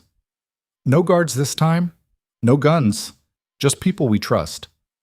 That's a very short guest list. Good. I want intimate. I want real. I want nothing like that first nightmare. Raphael pulled her close. Done. Whatever you want. I'll make it happen. They stood there as the sun set, holding each other, the ring on her finger feeling like both a promise and a challenge. Tomorrow would bring more meetings, more threats, more impossible choices. But right now, in this moment, they had this. It was enough. It had to be. 2 weeks later, Alina stood in the garden wearing a simple white dress. Not silk, not lace, just cotton that moved in the breeze. No bloodstains this time. No forced vows. Just her and Raphael and a dozen people they trusted. Teresa was there, smiling for the first time Alina had ever seen. Viktor Kozlov had come, bringing expensive vodka and gruff well-wishes. A few of Raphael's oldest guards, the ones who'd proven themselves during the siege. And representatives from the 3 families who'd agreed to partnerships, witnessing the union that would bind their futures together. The officiant was a retired judge, Raphael knew. Someone outside the life but understanding of its realities. He kept the ceremony short, simple, focused on the vows they'd written themselves. Raphael went first. I bought you once. I manipulated you, lied to you, tried to control you. I was a monster who saw something beautiful and took it. But you changed me. Made me want to be better, even when I didn't know how. So I vow to you now, no more lies, no more manipulation, just honesty, partnership, and a promise to build something worthy of your vision. I'll probably fail. I'll definitely make mistakes, but I'll fail trying to be the man you deserve. Alina's turn. I came into this world against my will. I was terrified, alone, convinced you were the enemy, and you were in a lot of ways. But you were also the person who challenged me, protected me, showed me strength I didn't know I had. So I vow to you, I choose this. I choose you. I choose the chaos and the danger and the impossible dream that we can build something better. I'll fight beside you, not behind you. I'll be your partner, not your possession. And I'll love you even when it's hard, especially when it's hard. The judge smiled. By the power vested in me by common sense and mutual stubbornness, I now pronounce you husband and wife. Again, for real this time. You may kiss. Raphael kissed her like he'd been waiting his whole life for permission. Alina kissed him back like she'd finally found home. The small crowd applauded. Viktor shouted something in Russian that made everyone laugh. Teresa wiped her eyes discreetly. Afterward, there was food, music, conversation. Nothing elaborate, just people gathering in a garden that had been a battlefield, celebrating something fragile and new and worth protecting. Alina found herself talking with Viktor, his vodka making her head pleasantly fuzzy. You did it, Viktor said. Tamed the monster, claimed your power, stayed alive, is impressive. I didn't tame him. We tamed each other. Same thing. In this business, finding partner who makes you better instead of worse is rarest thing. Hold on to it. I plan to. Good. He raised his glass. To new beginnings, and to hope that you prove old man wrong, that change is possible. They drank. Later, as the sun set and guests began to leave, Alina and Raphael stood together watching the garden empty. Thank you, she said quietly. For what? For this. For giving me a choice. For being willing to change. Thank you for choosing me, even knowing what I am. What we are, she corrected. I'm not innocent anymore, Raphael. I've killed. I've claimed power. I've become part of this world. We're both monsters now, just hopefully we're monsters who build instead of destroy. Raphael pulled her close. I can live with that. They went inside as stars emerged, leaving the garden to the night. 3 months later, Alina sat in a boardroom with representatives from 6 families, presenting quarterly results from their restructuring initiatives. The numbers were good. Better than good. Exceptional. The legitimate fronts were turning real profit. The illegal operations were running smoother with less law enforcement attention, and territorial conflicts had dropped by 40%. She'd proven it could work, not perfectly. There had been setbacks. Two families had tried to undermine the new structure, had to be forcibly removed from partnerships. One of Victor's operations had been compromised, requiring expensive cleanup. And there were still holdouts, traditional families who refused to adapt. But overall, the vision was working. These results are preliminary, Alina said, wrapping up the presentation, but they demonstrate the viability of sustainable operations. We're making more money with less risk. That's the goal. And the costs? Someone asked. The families you removed from partnership, that was violent. People died. People always die in this business, Alina said flatly. The question is whether they die productively. Removing families who actively sabotaged our success was productive. Brutal, but productive. She saw Raphael in the corner, watching with pride and something else. Maybe concern. She'd changed over these months, become harder, colder, more willing to make ruthless decisions.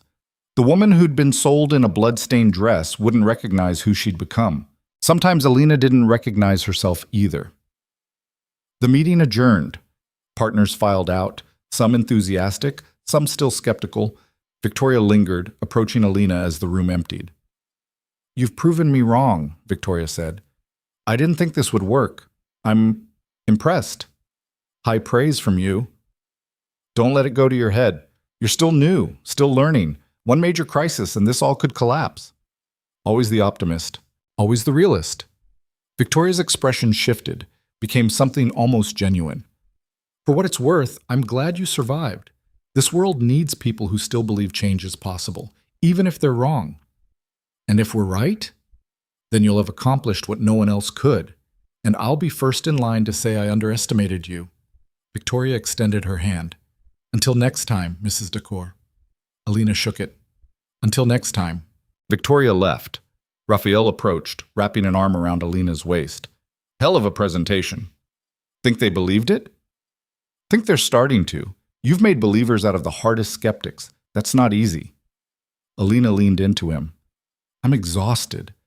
This is harder than I thought it would be." "Want to stop?" "No. But I want to acknowledge that it costs something. Every meeting, every decision, every compromise, pieces of who I was disappear. You're still you, just stronger, sharper. Or just more broken." Raphael turned her to face him. "Broken things can be beautiful, can be functional. We're both shattered pieces trying to build something whole. That's okay." "Is it?" "It has to be. Because the alternative, giving up, walking away, that's not living. That's just existing." Alina looked at him, this man who'd bought her, broken her, rebuilt her, loved her through every impossible moment. "Do you ever regret it? The way we started?" "Every day, and never, both at once." "That doesn't make sense." "None of this makes sense, but we're here. We're alive. We're building something. That's more than most people in this world can say." He was right. It didn't make sense. Nothing about them made sense, but it worked. Somehow, impossibly, it worked. 6 months after the second wedding, Alina woke to sunlight streaming through windows that had been replaced 3 times now. The estate had been fully rebuilt, stronger than before, with security that made Fort Knox look casual. Raphael was already awake, reading something on his tablet. He looked better. The injuries from the siege had healed, leaving scars but no permanent damage. He still moved carefully sometimes, muscle memory of pain, but he was whole. They were both whole, scarred, changed, fundamentally different from who they'd been when this started, but whole. "Morning," he said without looking up. "Morning. What are you reading?" "Police report. There was an incident at one of Victor's operations. Nothing major, but we should probably review security protocols." "Always something. Always." He set down the tablet, turned to her. "But before we dive into crisis management, Teresa wanted me to tell you something." "What?" "The organization you founded.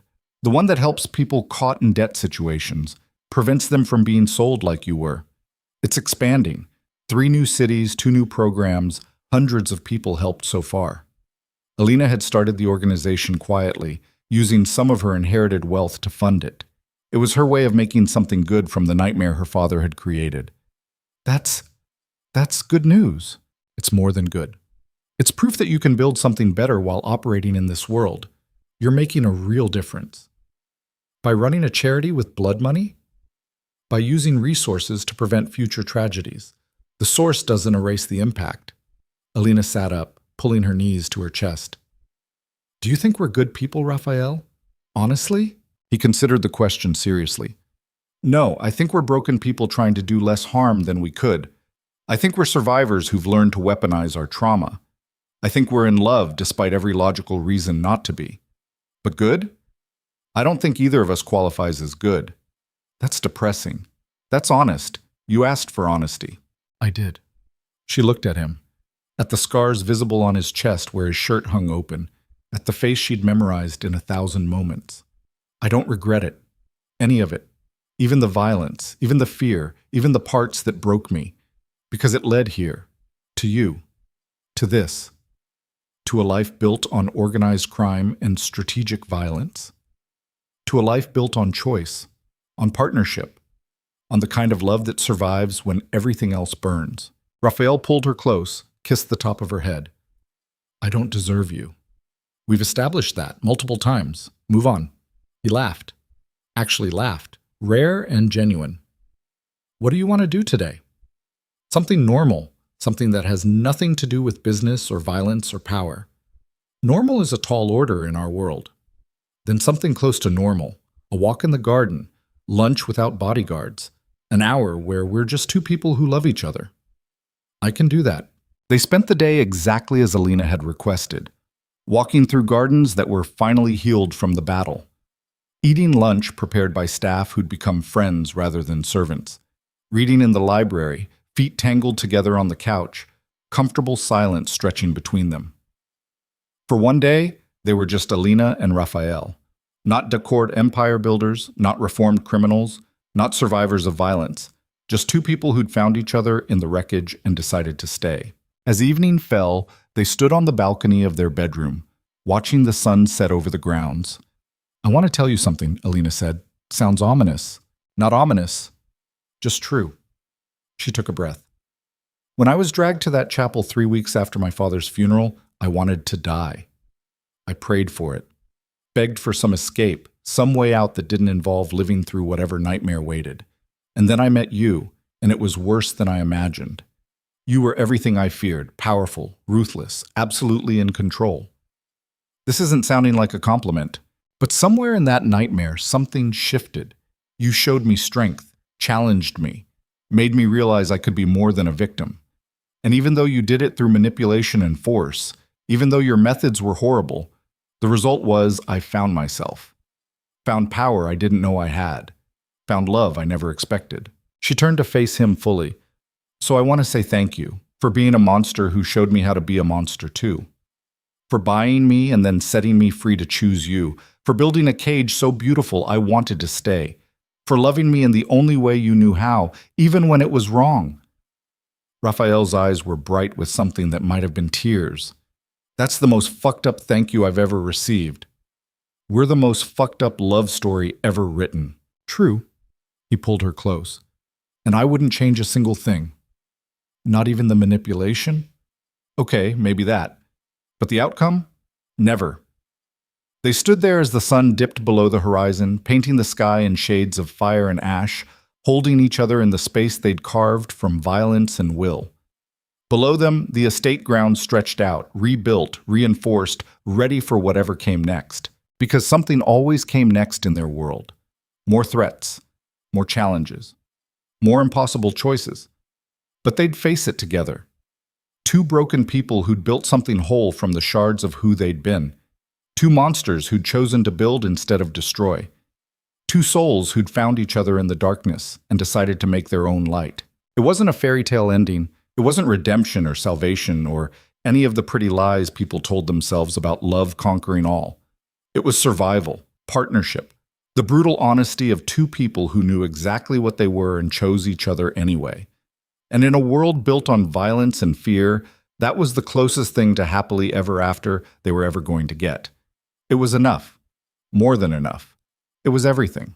1 year after the blood-stained wedding dress, Alina stood in front of a mirror in a room that was finally, completely hers. The woman looking back was a stranger from who she'd been. Harder, sharper, carved from experience and choice. But her eyes were clear. Her hands were steady. She was wearing a dress, not white, not blood-stained, just a simple black sheath for the gala they were hosting tonight. A fundraiser for her organization, attended by legitimate business people who had no idea their host was one of the most powerful figures in organized crime. Raphael appeared behind her in the mirror, adjusting his tie. "Ready?" he asked. "As I'll ever be." "You'll be brilliant. You always are." She turned to face him. "Raphael?" "Yeah?" "If you could go back to that moment when my father came to you desperate for money, would you still do it? Would you still buy me?" He didn't hesitate. "Yes. Even knowing how much it would hurt me. Even knowing how much it would hurt us both. Because the alternative, a world where I never met you, never knew you, never loved you, that's worse than any pain we went through getting here." Alina kissed him softly. "You're still a monster. And you're still the only person who makes me want to be better. We're disasters. We're perfect." They went downstairs together to greet their guests, to play the roles they'd perfected. Legitimate power couple, philanthropists, pillars of the community. Nobody at the gala knew the truth. Nobody knew about the blood, the bullets, the bodies buried to build their empire. And that was fine. Let them see the surface. Let them admire the charity work, the business acumen, the love story that looked so perfect from the outside. Only Alina and Raphael knew what it had really cost, what they'd sacrificed, what they'd become, what they'd chosen. And they'd chosen each other, every day, through every impossible moment.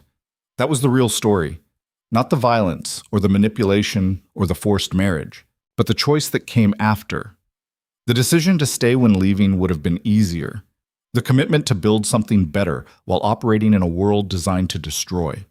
Late that night, after the guests had left and the staff had cleaned up, Alina and Raphael stood in the same garden where they'd remarried.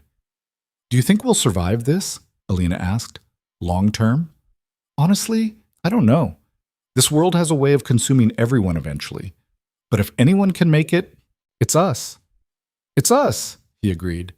They stood there under stars that had witnessed everything. The siege, the rebuilding, the transformation of two broken people into something fiercer and stranger and more resilient.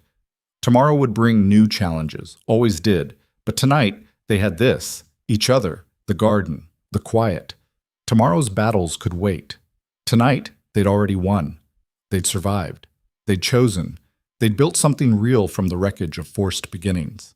And in a world where most people didn't get to choose their fate, that was everything. The debt was paid. The cage was opened. The monsters had found their humanity. Not redemption, not salvation, just survival, partnership, and love brutal enough to weather anything. It was enough. It was everything. It was theirs. And they'd fight like hell to keep it. Together. Always together. Until the end. The end. 3 years after burying her father, Alina Varelli stood in a boardroom presenting quarterly earnings to a council of families who once would have killed her without hesitation. Raphael Decor sat in the corner, watching his wife command the room, and remembered the terrified woman in a blood-stained dress who'd challenged him to be better. She'd succeeded. They both had. The world they'd built wasn't perfect. It was still violent, still dangerous, still built on foundations of crime and blood. But it was also more sustainable, more strategic, more human than what had come before. And that was enough. 2 broken people, 1 impossible love, 1,000 brutal choices. This was their story. This was their survival. This was their empire, built not on fear, but on the choice to stay when everything said run. The debt was paid. The debt was always paid. But what they built with their freedom, that was priceless.